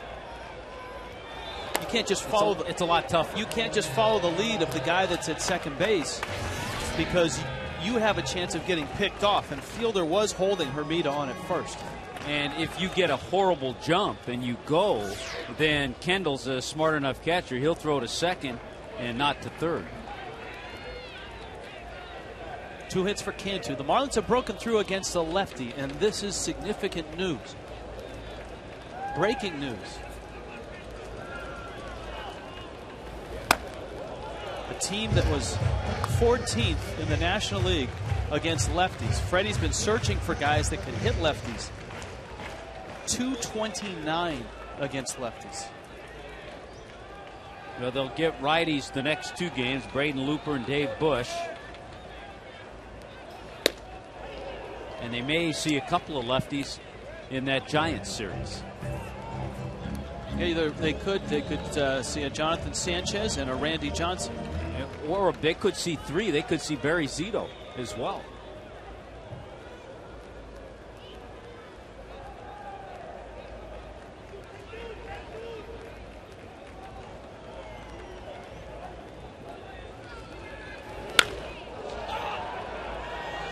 High pop, infield fly with the runners at first and second and less than 2 outs. Let's find out which Brewer pitcher lost 100 games. It's probably a guy who had a pretty solid career.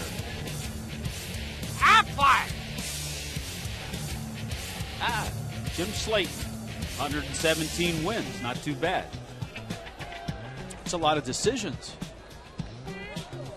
Of course, pitchers in that day got a lot more decisions. They were in there toward the end of the game.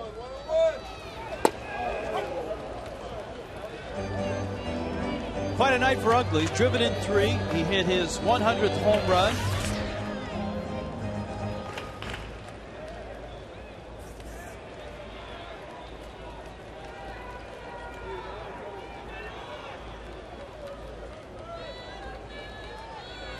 We were talking about Burke Badenhop's name being so long. Jerry in Coral Springs wants to know, what's the longest Major League player name? Well, right now I think it's Jared Saltalamacchia. You are correct. With Texas. I played with a guy in the Dodger organization, Billy Grabarkowitz. That was a pretty good one. That's right. Always felt bad for him when he had to sign an autograph.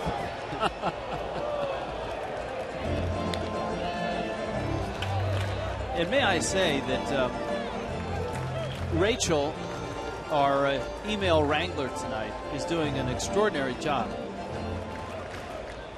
We have a whole host of characters that will take turns with the emails. When John Sulzer, our producer, does double duty, the emails come in all shapes and sizes.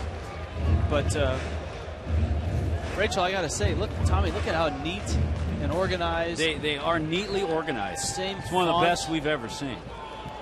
Easy to scroll through. There's a question from Imani and Doral. What kind of lightning detection does Landshark Stadium have? That's a Frank Fort question. Yeah, I'm not sure. He may have to ask Alan Sigwart.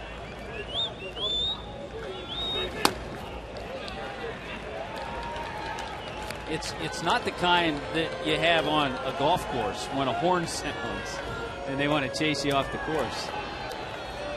That we may be getting see if we get an email with Larry from Plantation.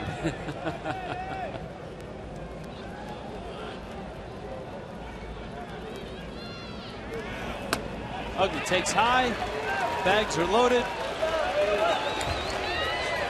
Sooner or later, though, the Brewers are going to have to get somebody up because Parra's pitch count is up in the 90s now. Well, we told you they brought up a youngster. And think they fixed the phone yet? Yeah, I was told that the phone has been fixed. And it appears to be working.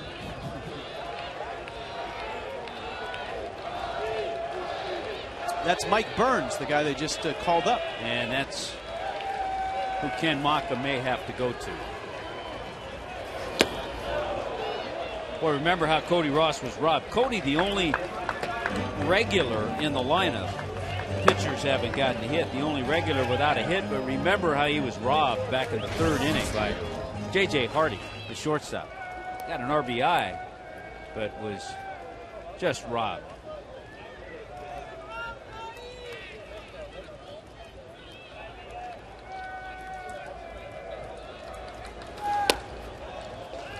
Parra misses high. The rain is falling. Hermida. Handley. And Ugla. Another run here and a 6-1 lead. The bottom of the fourth.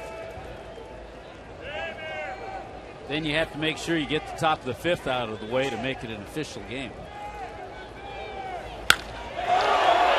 Oh my goodness. Cody Ross.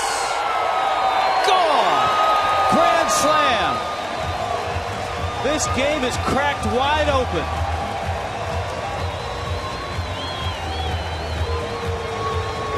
How about a 5 RBI night for Cody Ross so far? 4th career grand slam. 2nd slam this year. Hit one against the Dodgers. Boy, he launched that ball. He's had good swings all night. Here comes the fastball from Parra. And there it goes off the bat of Cody.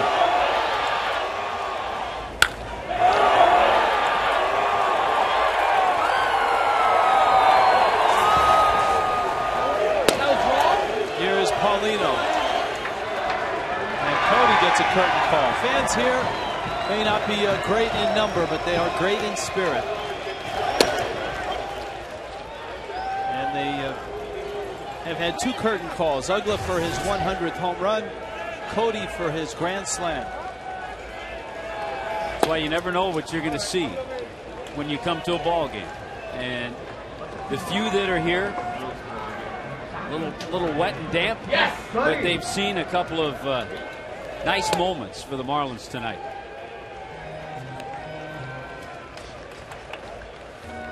Manny Parra having to suck it up, so to speak.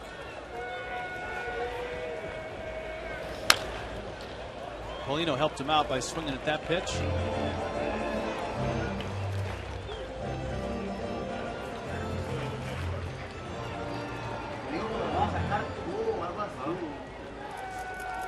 Well, now everybody in the lineup with at least 1 base hit. Parra strikes out Paulino, but a big inning for the Fish. 5 runs, 4 coming on 1 swing.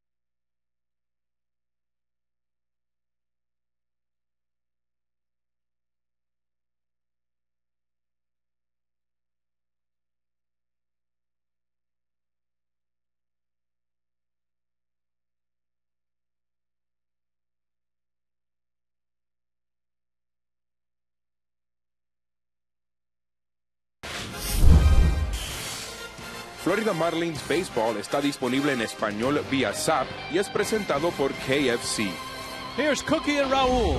10-1 aquí en la quinta entrada contra los Milwaukee Brewers y Burt Badenhop comenzando aquí su segundo inning de trabajo. Hi, guys. Rich, Tommy, how you doing? Tommy, how are you? Oh, we're doing great. You know what? Yes, sir. I was enjoying listening to you. We have to just listen to you call like an inning. I like the. I mean, I know a few Spanish words: lanzador, batedor. There you are. Campo corto, shortstop, right? Nothing to it. Tercera base, segundo base, Primero base. primera base. Pretty good, huh? Pretty good. Hey, Tommy, we got to ask you a question, though. Okay. Remember that picture that came up on the tube? Looked like the What Brady about Bunch. that blonde hair that you had on, buddy? Yeah, that's, that was in back then, Cookie. You know that. Absolutely. See, Raul, you and I are safe because they only put pictures of famous guys up, Of course. guys that have played in the big Yeah. leagues. We're good. We're Yes. good. Hey, we like the way the offense. By the way, I just looked back. The Marlins have not scored double figures in runs since April 15th. Oh, Oh, my. this is a good sign. Hey, you know, Absolutely. I also heard that there was a call to the truck from Frank's house wondering why he's doing so much work on the field and he doesn't do anything at home. He's praying for no rain, I guarantee you that. He's going to be in trouble when he gets home. Oh, That's a good one. all right, ball in the air. Un pop-up aquí al lado izquierdo y Bonifacio con algunos problemas, pero sí captura el out. All right, guys, here we go. Hold on. We want to hear, and you guys sit back and listen just like we are. I'm going to hear the Grand Slam call in Espanol. Here we go. Roll it. Dan Ogler en sus primeras 3 campañas en las mayores ha promediado. ¿Y qué? El segundo del partido. Grand Slam. Y ahora el líder del equipo. That's awesome. Good call. Thanks, Rich. Good call. Thank you. All right. All right, guys. All right, guys. Enjoy. Yes, sir. Bert, See, someday we ought to just stay home and just press the sap button.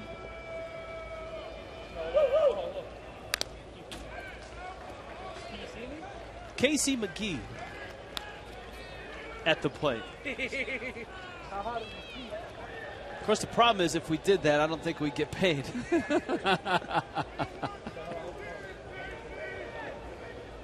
So McGee hitting in the pitcher's spot.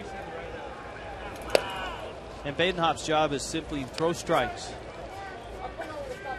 And first and foremost, get through this half inning, because once this inning is played, this half inning, it's an official game with the Marlins leading.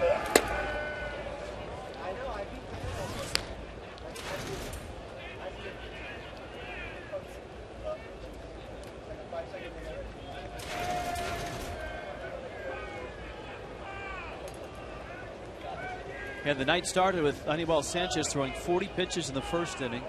He lasted 3 innings. Badenhop out of the bullpen.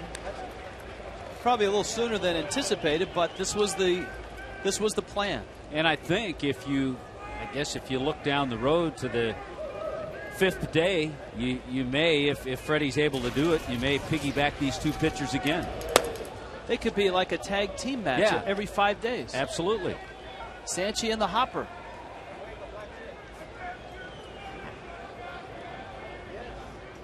Here comes a Hopper over the ropes. He's in for the tag. Our Hyundai road ahead is just ahead. 2 more with the Brewers. Sun Sports tomorrow. Let's wear the Sun Sports shirts. That would be a good choice because it's on That would be. Sun Sports. Got that nice green one ready. Fox Sports on Thursday and Friday. No television on Saturday. It's a day of rest. For us, you can listen on the Marlins Radio Network, and then we're back on Sunday. We're taking your emails as well tonight. It's a good night to take emails. Ask.themarlins@fox.com. Ask.themarlins@fox.com. Since Frank is getting a taste of a different career, if baseball and TV hadn't worked out for you guys, what occupations would you have pursued? That's from Joe in Plantation. Well, that's an interesting one. I've been involved in the game since I was 18, so it's a hard choice. I think if I had not gotten involved in broadcasting, I would have pursued coaching and tried to have gotten into that end of things. Yeah, that was me out of college. It was supposed to be law school, but how did that work out? That I didn't quite get there. I wanted to stay in the game, and I took a shot at broadcasting. And of course, I would not have been a very good lawyer, as was evident from my imitation of one last night, with the prosecutor having chorizo on the stand. A failed attempt. Don't give me a strike. I'll go over to first in time. 1, 2, 3 goes the hopper. B-hop.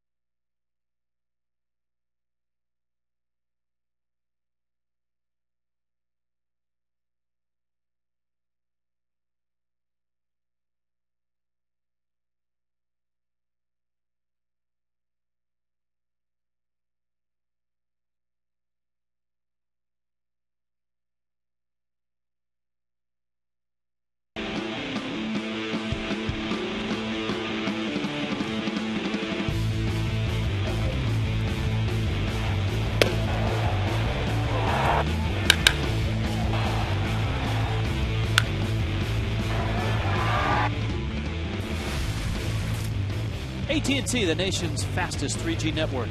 AT&T, your world delivered.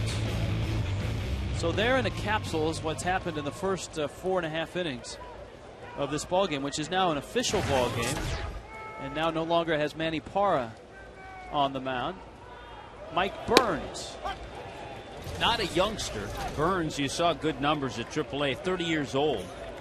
Actually drafted by the Houston Astros back in 2000. Carroll hits a ground ball to short. Hardy throws him out. And he's had a little big league time. He was up with Houston for just a little bit in 05, Cincinnati in 06. Hit 7 games for the Red Sox in 06.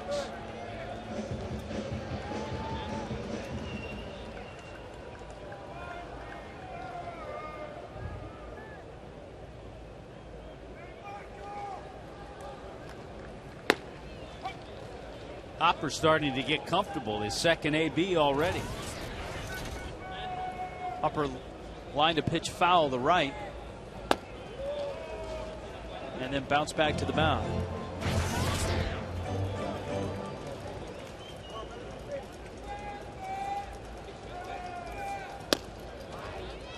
Hopper actually looks pretty good with a bat in his hand.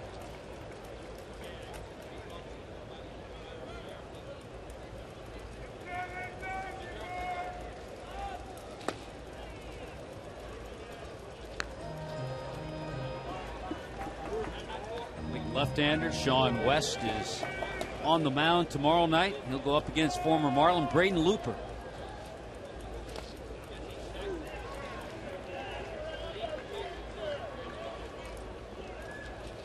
And then a good matchup in the 4th game of this series. Right-hander Dave Bush against Josh Johnson. JJ going for win number 5.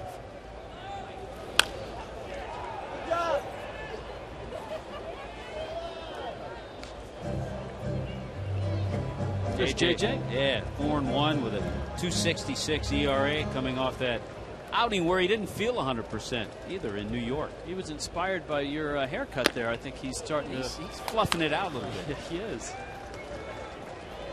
Hopper strikes out. 2 outs here in the 5th. Let the Marlins pay your mortgage or rent payment with the Marlins Mortgage Payout. Log on to Marlins.com. Register today for the Marlins Mortgage Payout coming up on Saturday the 6th. One fan will be awarded a check for up to $2,500 towards their mortgage or rent payment.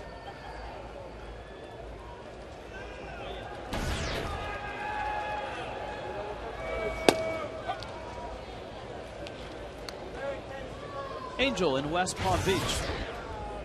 Actually, I'm not sure if it's Angel or Angel. Will the new stadium be a pitcher's or a hitter's park? Bonifacio lines it out of play. We've discussed this with David Sampson, Marlins president, and by all accounts, it seems like it'll be a pitcher's ballpark, which I have no problem with that. Now, did you couch your response with seams because of our recent trip to New York and the difference between Yankee Stadium and Citi Field? Well, we haven't seen Yankee Stadium, but balls are flying out of the new Yankee Stadium, and I think I enjoy Citi Field watching games there more so than the ballpark where broken bat fly balls are going to go out of the ballpark. That's going to be a tough play. Counsell got him. Just got him. 1, 2, 3, 5th, going to the 6th. Marlins up big.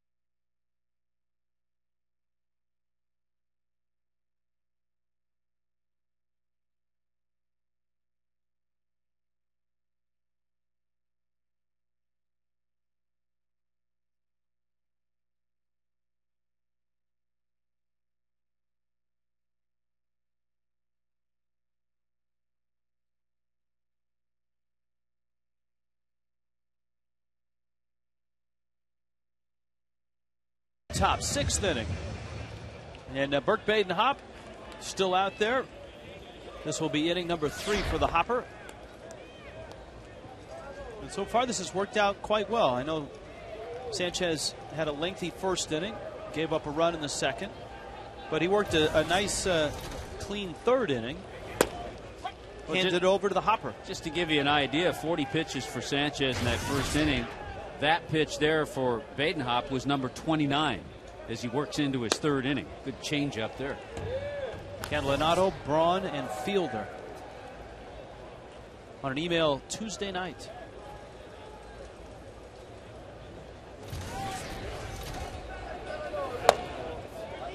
We've had many emails noting Frank Fort's efforts tonight on the grounds crew, wanting to know if they'll see Frank back on the grounds crew tomorrow night if the Marlins win this game. That's not a bad idea. You got to keep the streak alive. Of course, Frank could be the first to tell us that he wasn't on the ground crew last night. Yeah, that's a good point, Tommy. I was not on. In fact, actually, Craig's going to be back tomorrow night. Okay. And I can guarantee he's not doing this. Okay. How's your back? Fine. You know, I'll tell you what. The one thing is, and you'll see it when I change the base. These guys move. It looks a lot. It's a lot faster than it looks from the stands or upstairs. Well, you're doing a fine job. You're representing the and the crew seems to have accepted you as one of their own. They've been great tonight. You know, they're just giving me little tips and instructions. And the thing about it is, it's one of those things that when you're on the outside as a fan or us in the media, you kind of take it for granted. But when you're in the middle of it, there's all these little nuances that you have to be aware of. Now, next week you will be with the Mermaids, right? Well, that would be a more plum assignment, I think. He'll be at dance class. But no tutus. Ryan Braun pulls one foul.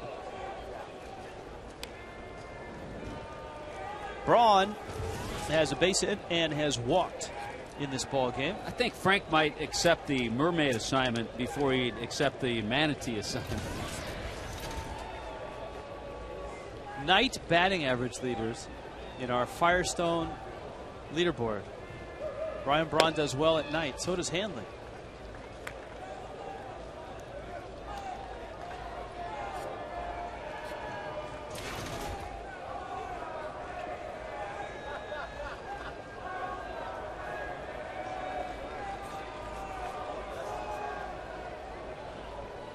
You know, every now and then we get an email that is a bit puzzling. And this was to me until I remembered that we saw your picture from the 70s. So with that in mind, Ralph in Plantation, Tommy, my wife would like to know your zodiac sign. She's guessing Virgo. No, actually a Taurus.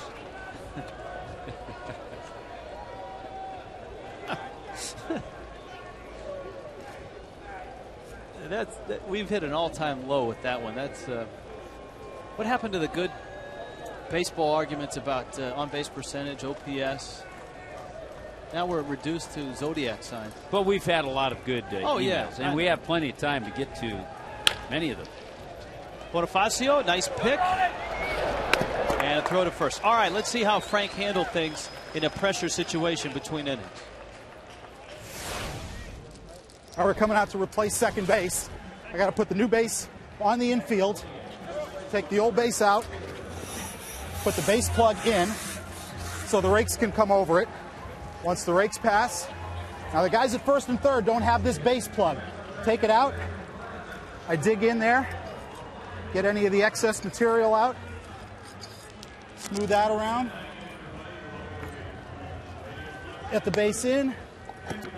Make sure it's flush with the ground. We don't want guys getting their fingers caught under there. I go straight off the back. And that's it. Changing second base, fresh new base. This one a little bit gnarly on a wet night like tonight. See, Frank, I like the black shoes. I think that that makes you look more ball playerish. I think so too. I like it, but they're giving me a lot of static about it. Hey, Frank, are you a little worried that maybe your wife will see how handy you are? You know what? That point you brought up before, I'm sorry to say, is absolutely true. That was Raul. I'm not very handy around the house. Ugla has to range into center field to make this play. And he does. Well, the nice thing was listen to this as Frank comes off the field.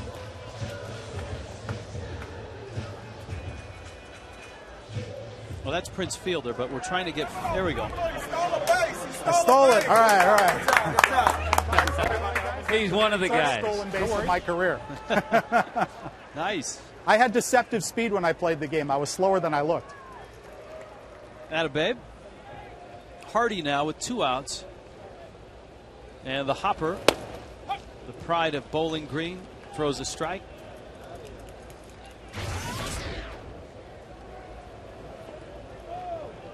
We were someplace last week, and it was a blowout game. And I suggested that we implement what I called then the 10-run rule.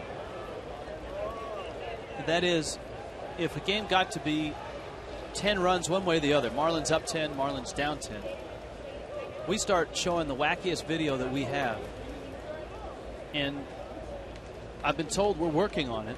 We may not have it for tonight, but I would suggest that Bert Badenhop singing his alma mater, the I Ziggy Zumba song, that be on the 10-run reel. That could be on the short list. Jason LaRue getting scared by the sausage races. That might be on the list. Chopper over the middle. Hanley picks it, makes a nifty play. And Burt Badenhop, 3 very nice innings. Fish up 10-1.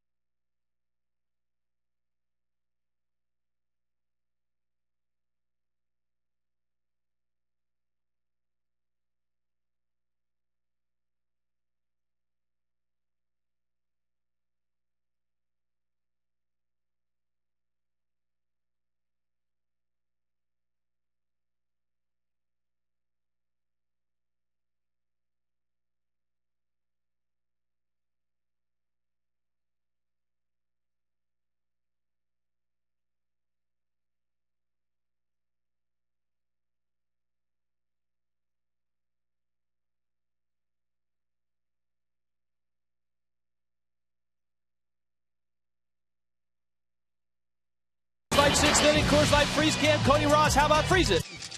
Oh, what a catch. Heel of the glove catch. Hey, that guy hit a grand slam later, too. Frost brewed Coors Light freeze can. Boy, the thing that impressed me about that is that he didn't get it in the webbing. He actually caught it more down toward the heel of his glove and was able to keep it in the glove.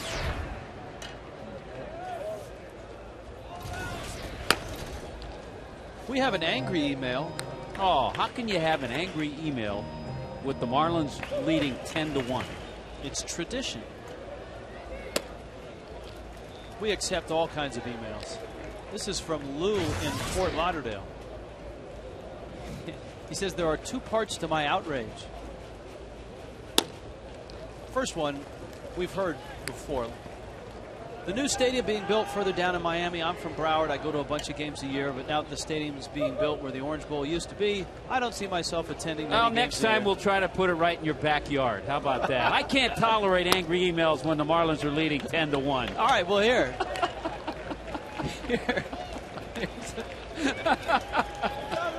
here's his second part. Lou is coming to the next 2 games, and he wants to bring a broom to signify the Marlins going for the sweep, which is a baseball tradition.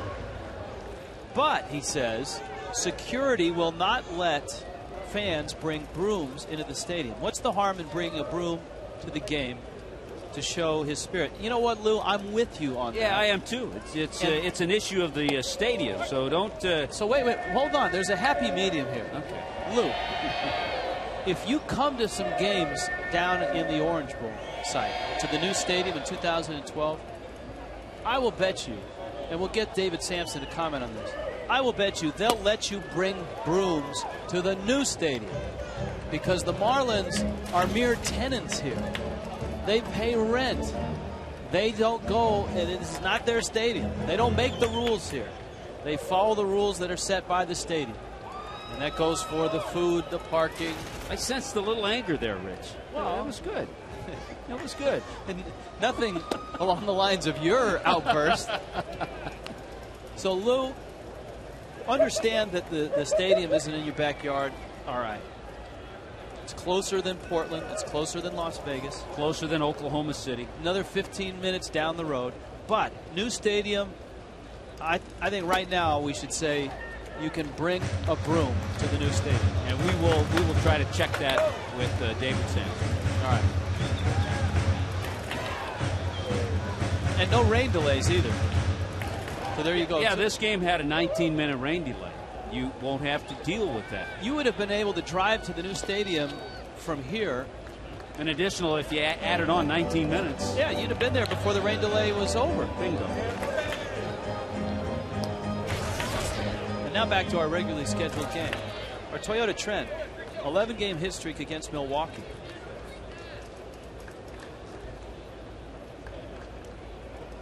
How about trends, Rich? We were talking about it before the game. The Yankees have played 18 straight errorless games.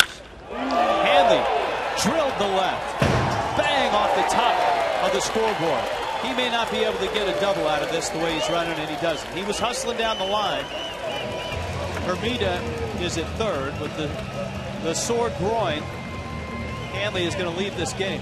At this point in time, yeah, you do not want Hanley to do anything worse to that groin. Another 3-hit game. That is 3 consecutive 3-hit games that Hanley Ramirez has had. And it's when he starts to slow down when it bothers him a little bit more. The Yankees' errorless streak has ended, Tommy. Breaking news. Jorge Posada throwing error. Hey, there's a Wes Helms sighting, and that's good to see.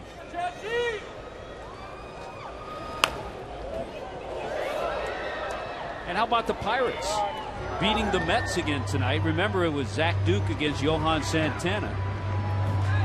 Yeah, look at him as again. A little better smile tonight from Alfredo. See? That's right. That's right, Hanley. You're right about that. Remember last night the Pirates put 4 runs on J.J. Putz, came back and beat the Mets, and they've beaten Santana tonight. Zach Duke is 6-4. Cantu pops it out into shallow center. That's not deep enough to score anyone.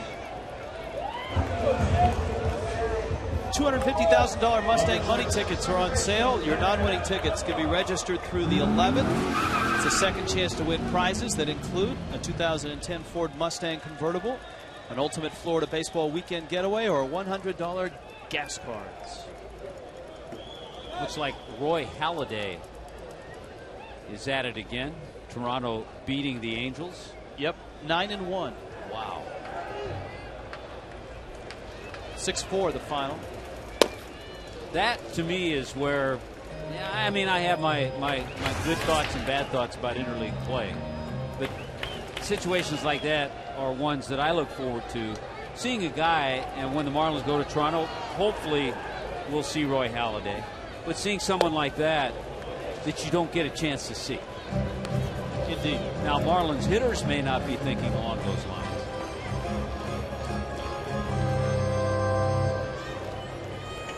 The Nationals and the Giants are tied at 5 in the 8th. Look out. Uggla homered. 2-run shot, his 100th. RBI single, and has walked. He scored 3 times. Cubs are beating Atlanta 5-3. So this looks like a good night for the Fish to win a ball game. Phillies are in San Diego tonight.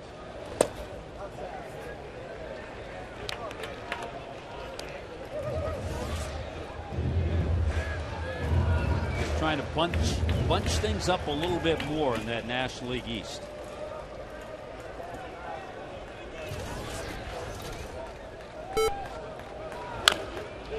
That one pulled foul. Dennis in Miami. I know that one of the big goals this season was to reduce strikeouts, but the Fish are once again leading the league in strikeouts. What is Jim Presley doing to correct this? Yeah, he's doing everything he can, but if you have hitters who are susceptible to striking out, it's hard to change that type of hitter.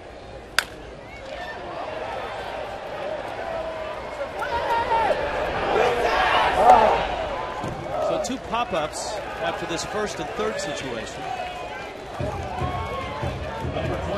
Yeah, ultimately, it's up to the hitter.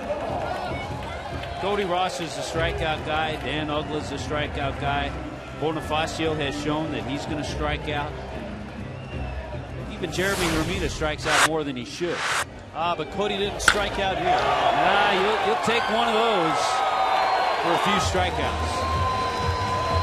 Grand slam. And a curtain call.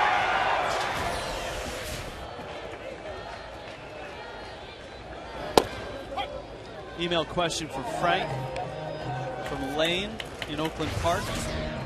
When servicing and replacing a base at first and third, why don't they get a plug like you did at second? As soon as we find a sponsor for that, then it'll be done. Guys, I have the answer, because the guys that drag the infield, they do not go over that area that close to the foul line. They drag right along it, but the base plug is actually just barely inside the baseline, and they don't drag over that. Whereas second, they go right over the top of the hole where the spike goes in for the base. What do you do with the base plug when it's not plugging the base? You stick it on top of that tool and you hang it up back here. Nice. Cody Ross swings and misses. And Mr. Burns comes in and throws a scoreless sixth.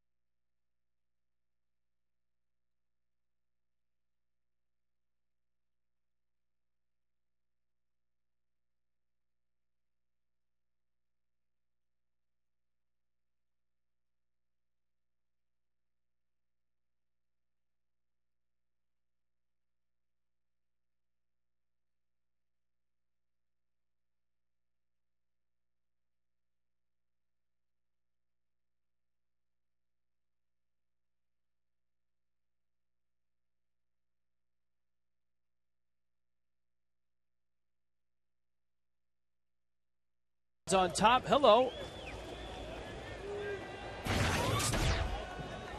Giants and Marlins on a Fish Friday. That opens up a 4-game series. Hope you're coming out to the ballpark. If not, you can watch it here. But you can play Billy Bingo on a Fish Friday.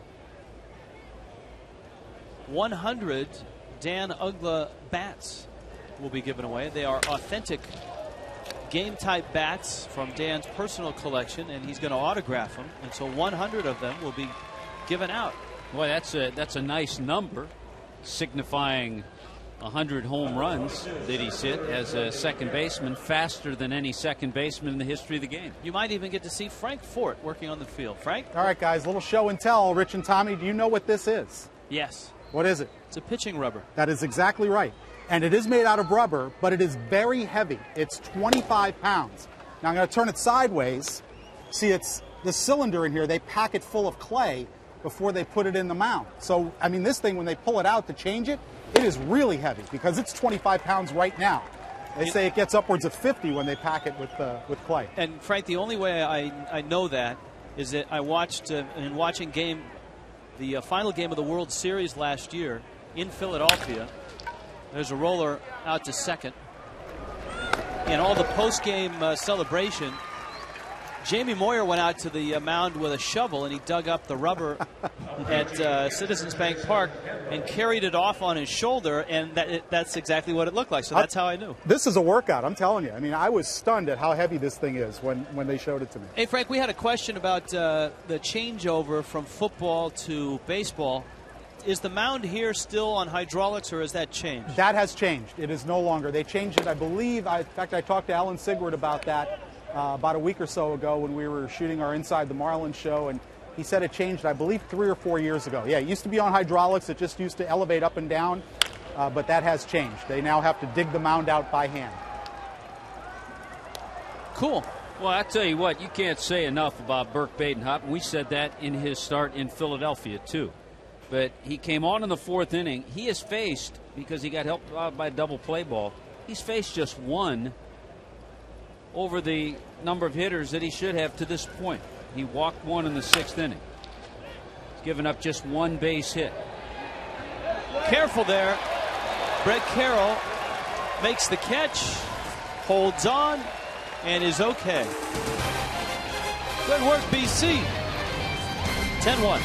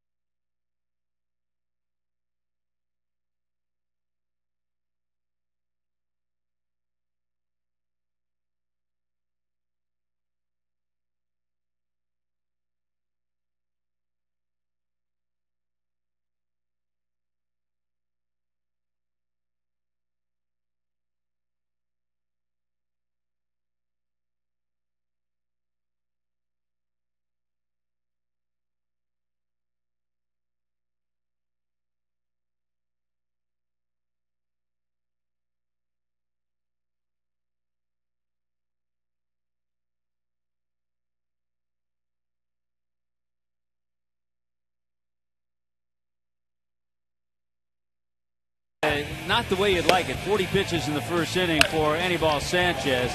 Things started to settle down a little bit. Nice 4-6-3 double play started by Bonifacio. And then the offense took over. How about Dan Uggla? 10th home run of the year, 100th home run of his career. The Marlins really started to put a charge in things. Cody Ross, a grand slam. He has 5 RBIs in this game. His 3rd slam of the year. Their 2nd slam of the year, 4th of his career. How about Hanley Ramirez? Another 3-hit night, 3 consecutive 3-hit ball games. Hanley and Alfredo having a lot of fun, just like we are up here. On an email Tuesday night, we've had plenty of emails tonight, and we've got more to get to. We've had a lot of emails about Amezaga. Once everybody saw Amezaga smiling, the Alfredo emails started to pour in. See, we didn't see that last night. No, we didn't. But he's happy now, although we're unhappy to report that he's not close to coming back. The bone bruise that he has not started to do any baseball activities at all. So I would say he's at least a month away. I saw him today in his locker, and he was trying on some kind of a knee protective brace or something. But, yeah, it's just not healed. It's a tough injury. Ronnie Paulino, Brett Carroll, and the Hopper. Hopper could get 3 ABs in this game. Well, he's thrown 4 innings, and he's thrown 54 pitches in his 4 innings. Anibal Sanchez, in his 3 innings, threw 69 pitches, 40 in the 1st inning. We've had a variety of questions asking about who would get the win in this situation, and as baseball rules go, if you're the starting pitcher To qualify for a win, you have to throw 5 innings. So at this point, it would be the Hoppers' game to win. Paulino reaches out and drives it to right. Here comes Brett Carroll. Why is it that every time a pitch bounces in the dirt, the umpire changes the ball right away? But the same ball is used after a ground ball. That's from Miguel in Miami. Very good question. I mean, I'll see a catcher throw a ball to second base after the pitcher's taking his warm-up tosses. He may short hop the throw in the dirt. The second baseman or shortstop will pick it and just toss it back to the pitcher. Brett Carroll with a base hit, his second hit of the night. 2 for 4. Is Carroll. Good job by a guy they call BC, Brett Carroll.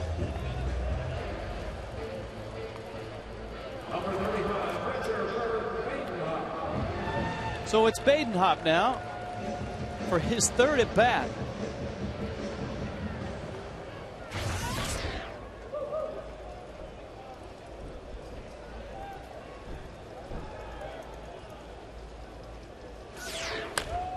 And the hopper pops it up. Prince Fielder makes a nice catch. Ash and Fern asked this question: which Marlin holds the record for most Grand Slams? Is that a Derek Lee or a Cliff Floyd? Who leads the Marlins in Grand Slams? It's a good question. We'll get our crack staff on that. We'll do a little research.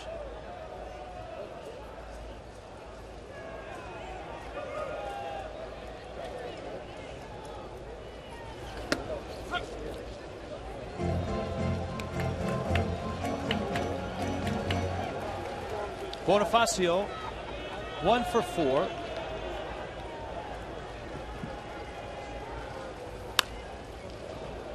And he fouls that pitch back. Mike Burns took over for Manny Parra.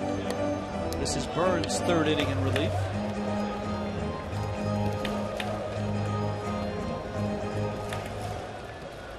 Ken Maka sneaking in some changes on us. I think Catalinato has come into play second base.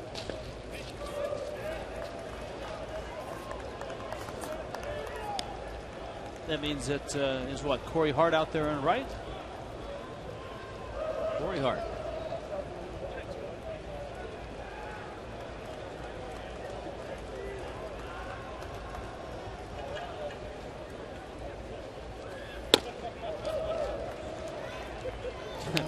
Holly in Tallahassee wants to know, what's the story behind Jeremy Hermita's nickname, Hot Tub?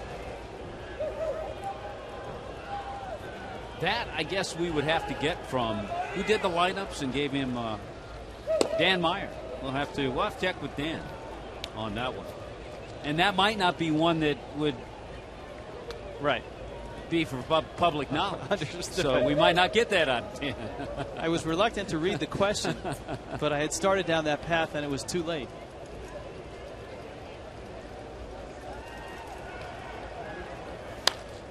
Bonifacio fouls it back.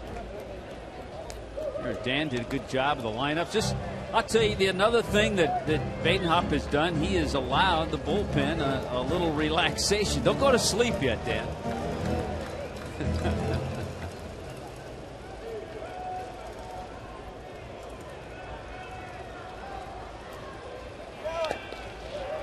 Bonifacio draws a walk.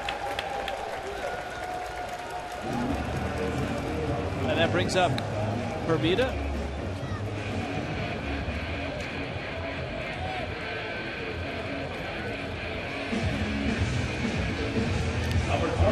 Jeremy tonight, a 1 for 3 night. Infield singles, bounced out and struck out. His bat really has perked up.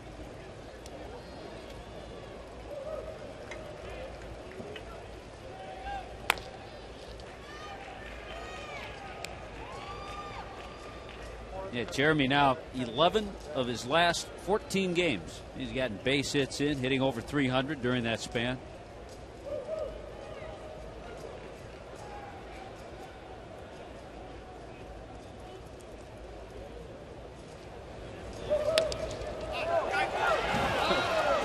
I think Kendall got crossed up.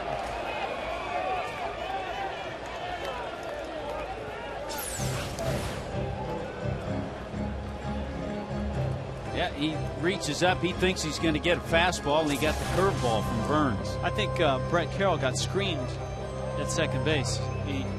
Sometimes when you lose sight of the ball, you're better off not running. And when it's 10-1.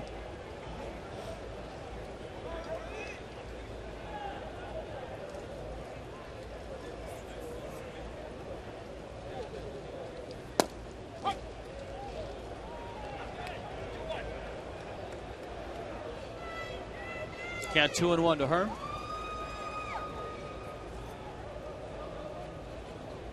That would be the two-seamer. Well, so far Burns has done what Ken Maka has wanted. He's working here in his third inning. Given up a couple of base hits, but he's not allowed to run.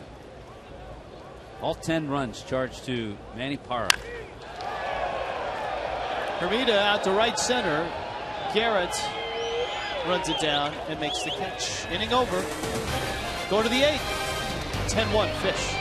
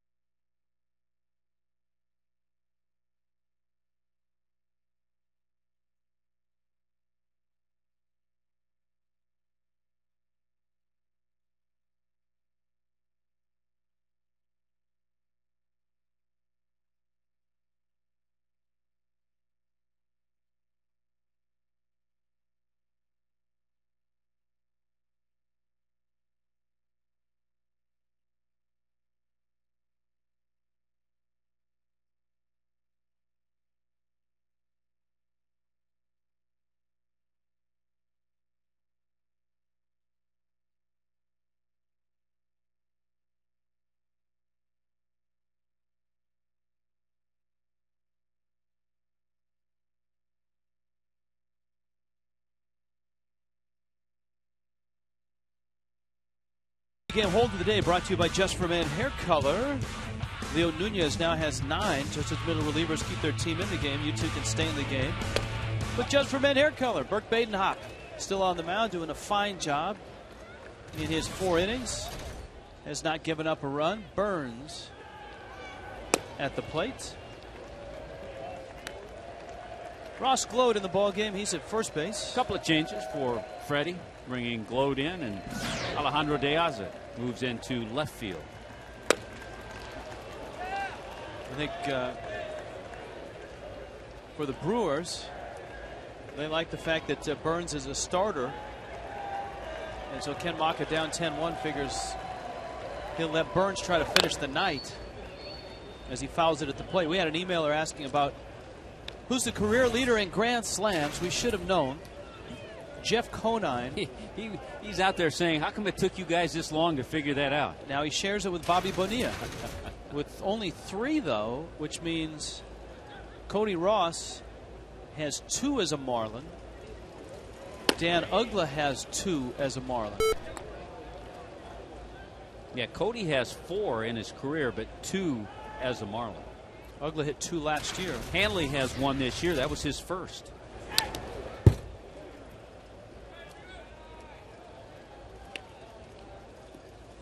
This is Burns' first at bat.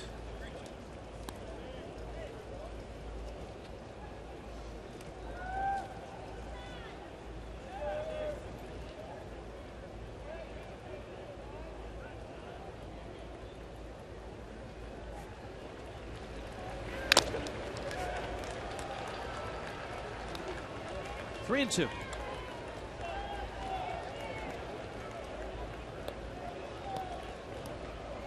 Marcy in Palm Beach Gardens.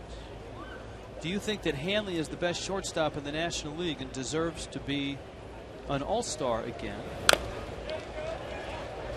I would say yes on both of those. However, and he is leading in votes as a starter. A guy that we overlooked yesterday when we were talking about shortstops, who was having an outstanding year, is Miguel Tejada. Leading the league in hitting, and had a tremendous month of May. Hit 380 in the month of May. But I agree, Hanley certainly deserves to be in that all-star game.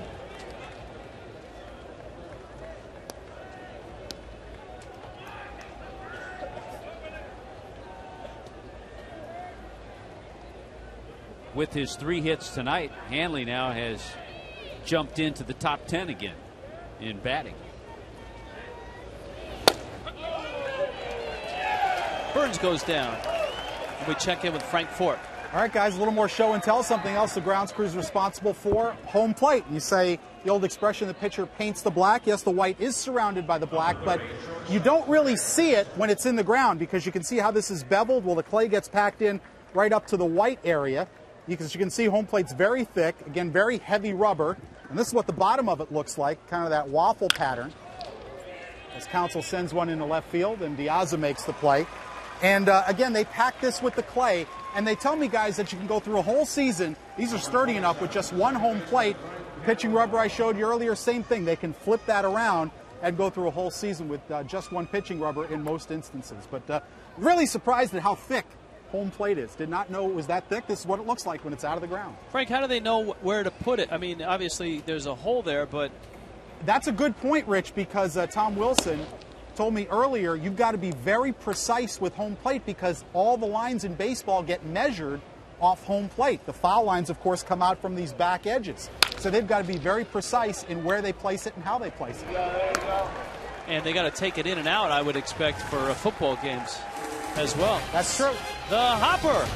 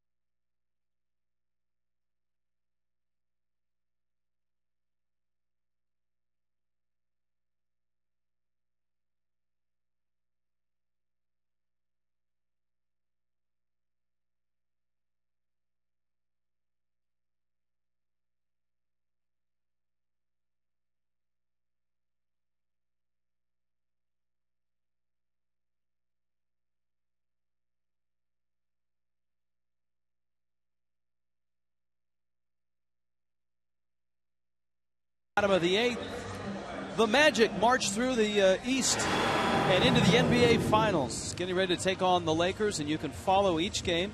Tune into Sun Sports following each ball game as well for in-depth analysis, player interviews. Live post-game coverage of Game 1 begins Thursday at approximately midnight only on Sun Sports. So post-game coverage. And good luck, certainly, to the Magic. Absolutely. Stan Van Gundy and the rest of the Magic.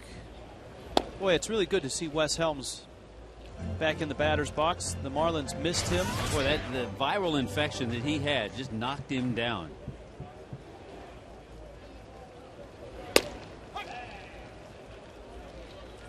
Yeah, he said that it wasn't necessarily feeling like he had the flu, although he felt that.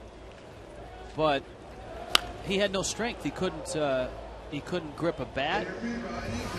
He could barely stand up straight.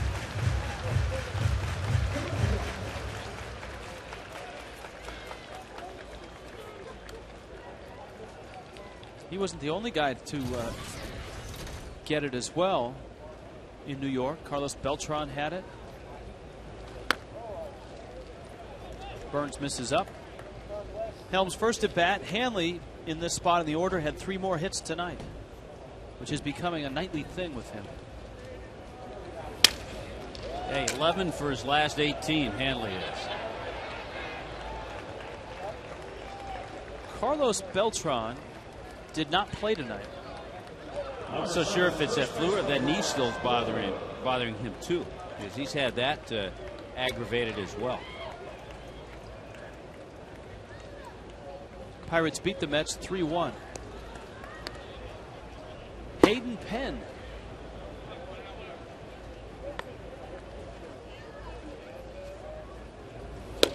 Ross Glode.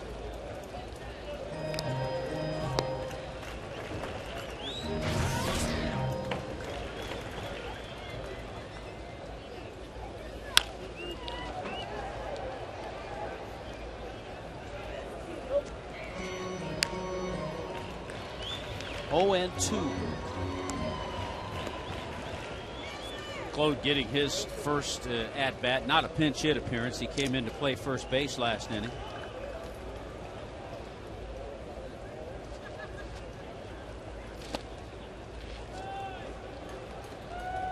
Now we're skimming through the bottom of the emails.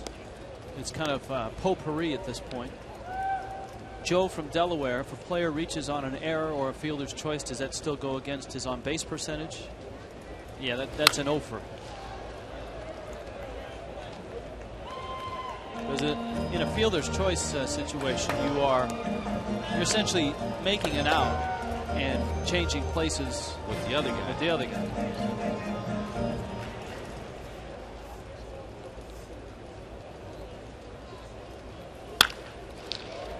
Glode pulls one into right field. Ross has a base hit. Here comes Uggla. Number 6, second baseman Dan Uggla.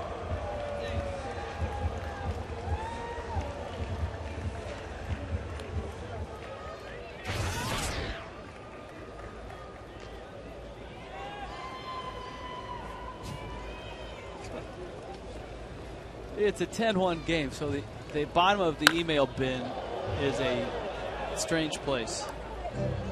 This is the most random one we've had of the night. Evelyn in Ocala. I'm a teenage girl. My parents are making me watch the game. And I've decided to write you an email and ask you a personal question. Well, see, you've gotten yourself on the game.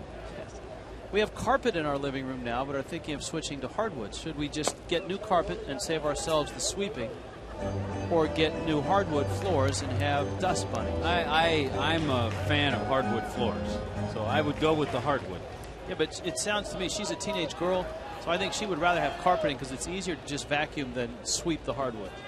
It's easier to sneak in and out of the house, too, with carpet, if you're a teenage girl.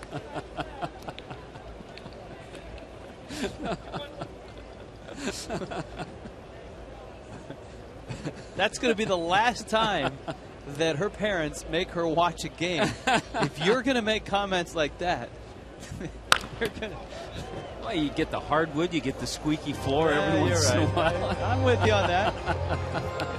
What type of floors did your parents have when you were a teen?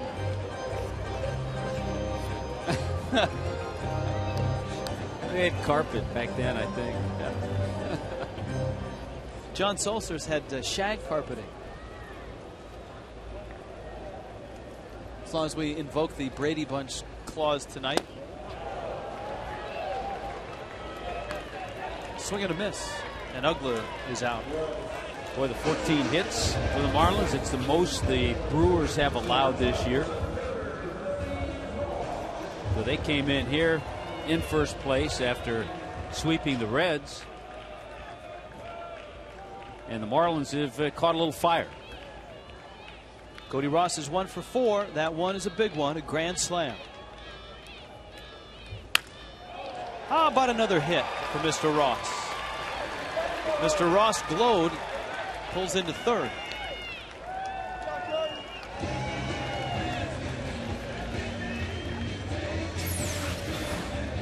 But Cody has settled in with some nice swings tonight. Staying back, driving that ball the other way. His second hit. See, I was privately hoping that this would be a 10-run game so I could invoke the 10-run reel rule. But has that reel been put together? I don't know. We have no confirmation from the truck. We're being told it's partially assembled, so if the Marlins do get a run here, some oddball clip will appear.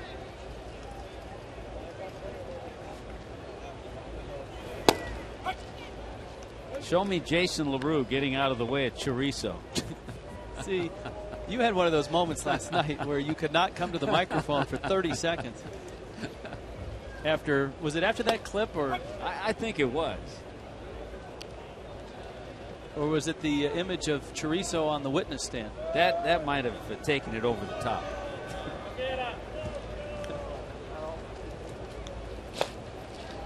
You solemnly swear the testimony you're about to give.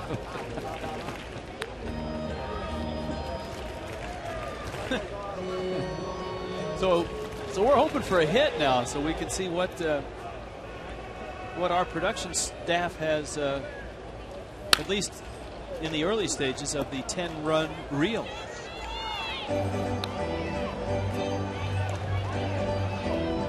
You know the Amezaga play is going to be on that reel.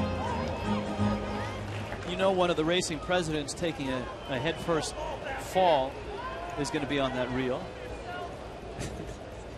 He can hardly contain himself. Oh, yeah.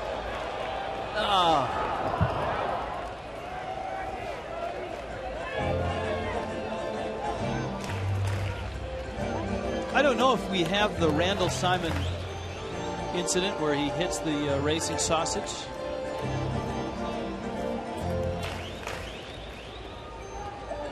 That would be a good one.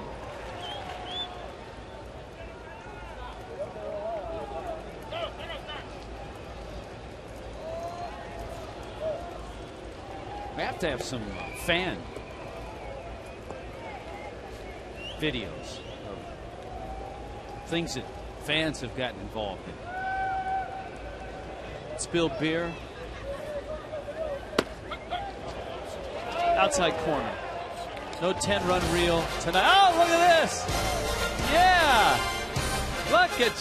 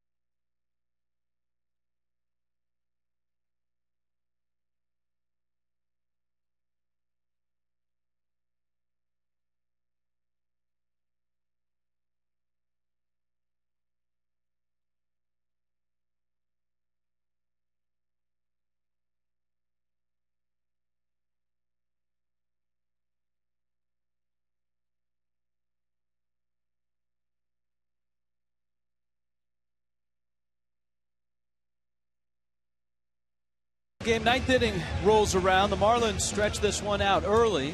And thanks to the heroic efforts of Bert Badenhop, 5 innings worth of relief. Badenhop in line to get the win. Hayden Penn will come in and try to finish the night. It's been almost 10 days since Penn last worked. Ryan Braun, Prince fielder J.J. Hardy. Yeah, and he gets the meat of the order. But Burke Badenhop, aside from the offense, is certainly the story tonight with his 5 innings. 1 hit, no runs, struck out 2 and walked just 1.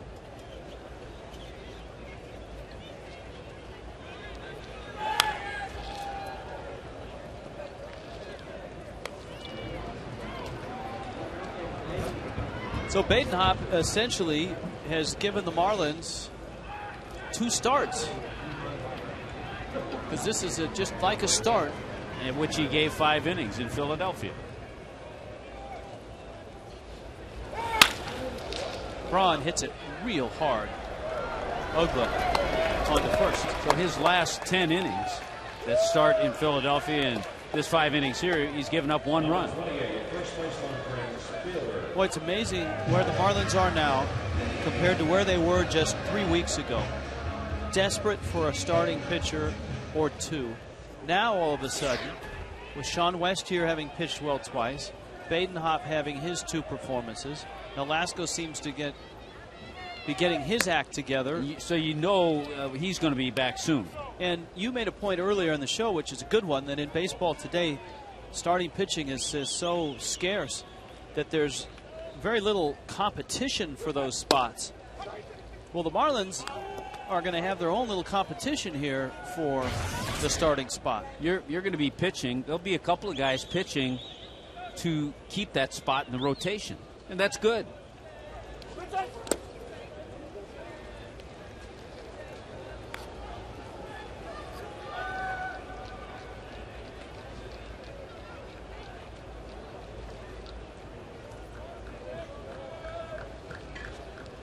Two-1.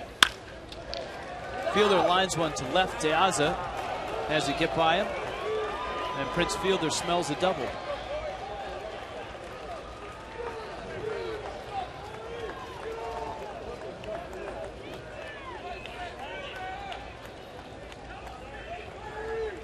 J.J. Hardy's coming up. How's Logan Morrison doing with his injury, and when will he be able to play again? That's Brian. I think he's still just a little bit away. He's not back playing yet. That was unfortunate for the left-handed hitting first baseman.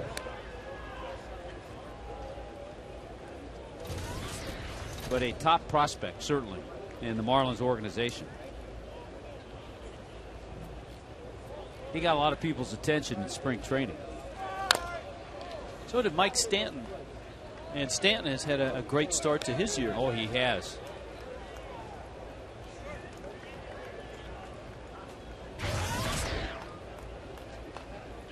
Two for 4 with a couple of RBIs last night.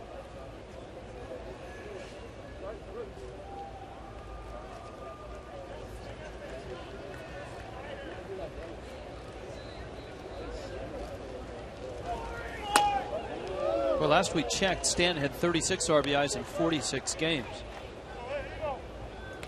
So he's up to at least 38 RBIs now. Yeah, and I also thought I saw the other day, either last night or the day before, because he's gotten off to a little slow start, Matt Dominguez had a 3-hit game, 3 for 5. Hey, guys, as far as Mike Stanton is concerned, we actually went up and interviewed him. We're going to have a fish farm report next Monday, we're planning, and you'll actually hear from Mike Stanton. How's he doing? He's doing very well. He's adjusted well to the Florida State League. Very tough hitters league. Very tough hitters park, Roger Dean Stadium. In fact, one of the Marlins player development people told me, look, if you get double-digit home runs in the Florida State League, you've had a pretty good year. And at this time, he already had 10, not even 2 months into the season. So they're very pleased with what they've seen from Mike Stanton. Frank, you get the feeling that another good month and a half out of Mike Stanton, he may be on his way to Jacksonville. I think that could very well be the case. Although right now he is very much their offense. It's not a big hitting team up at Jupiter. Matt Dominguez has had a good week in the last 4 or 5 days, but Stanton has really kind of carried that team offensively. You know, we should go to Jacksonville. Be up there middle of this month, guys. I'll be up there the 17th and 18th. Working on our next Inside the Marlins. We're going to have a show on the new affiliates, New Orleans and Jacksonville. Nice. See, Frank's a step ahead of us. Corey Hart's at the plate, and he hits one in the seats. Well, as soon as Hayden Penn showed Corey Hart he couldn't get his curveball over. Hart, who just came into the game to get this at bat, this is his first at bat. He just sat back and said, okay, here comes that fastball. And, I mean, he smoked it. So a couple of missed curveballs, and there's a high fastball, and Corey Hart just hammered it.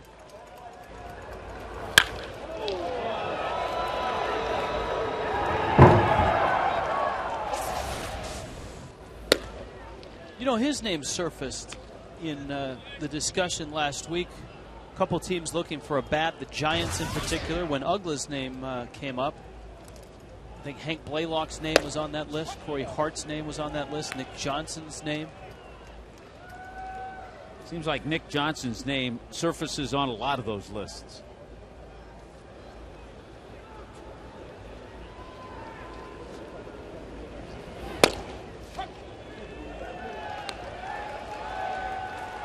The Nationals beat the Giants tonight, 10-6.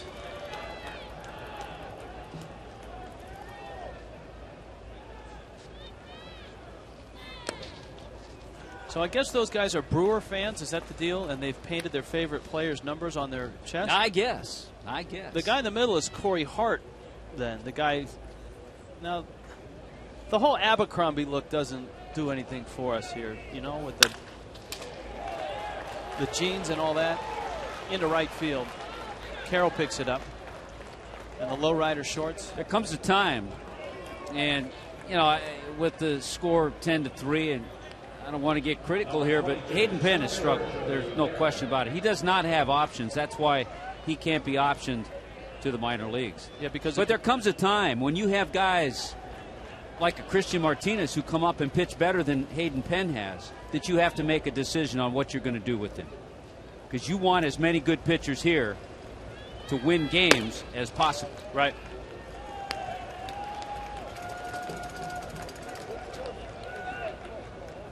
There's a cheesehead in attendance. Also, I didn't see that piece of cheese in the cheese basket we got at Miller Park, though. They didn't have any that big. remember the cheese basket we got at Miller Park? Oh, it was tremendous. And what we didn't finish, our producer John Seltzer did. He took it back to the room that night, and the next day he had put on 10 pounds. In fact, we could put that on the 10. There it is.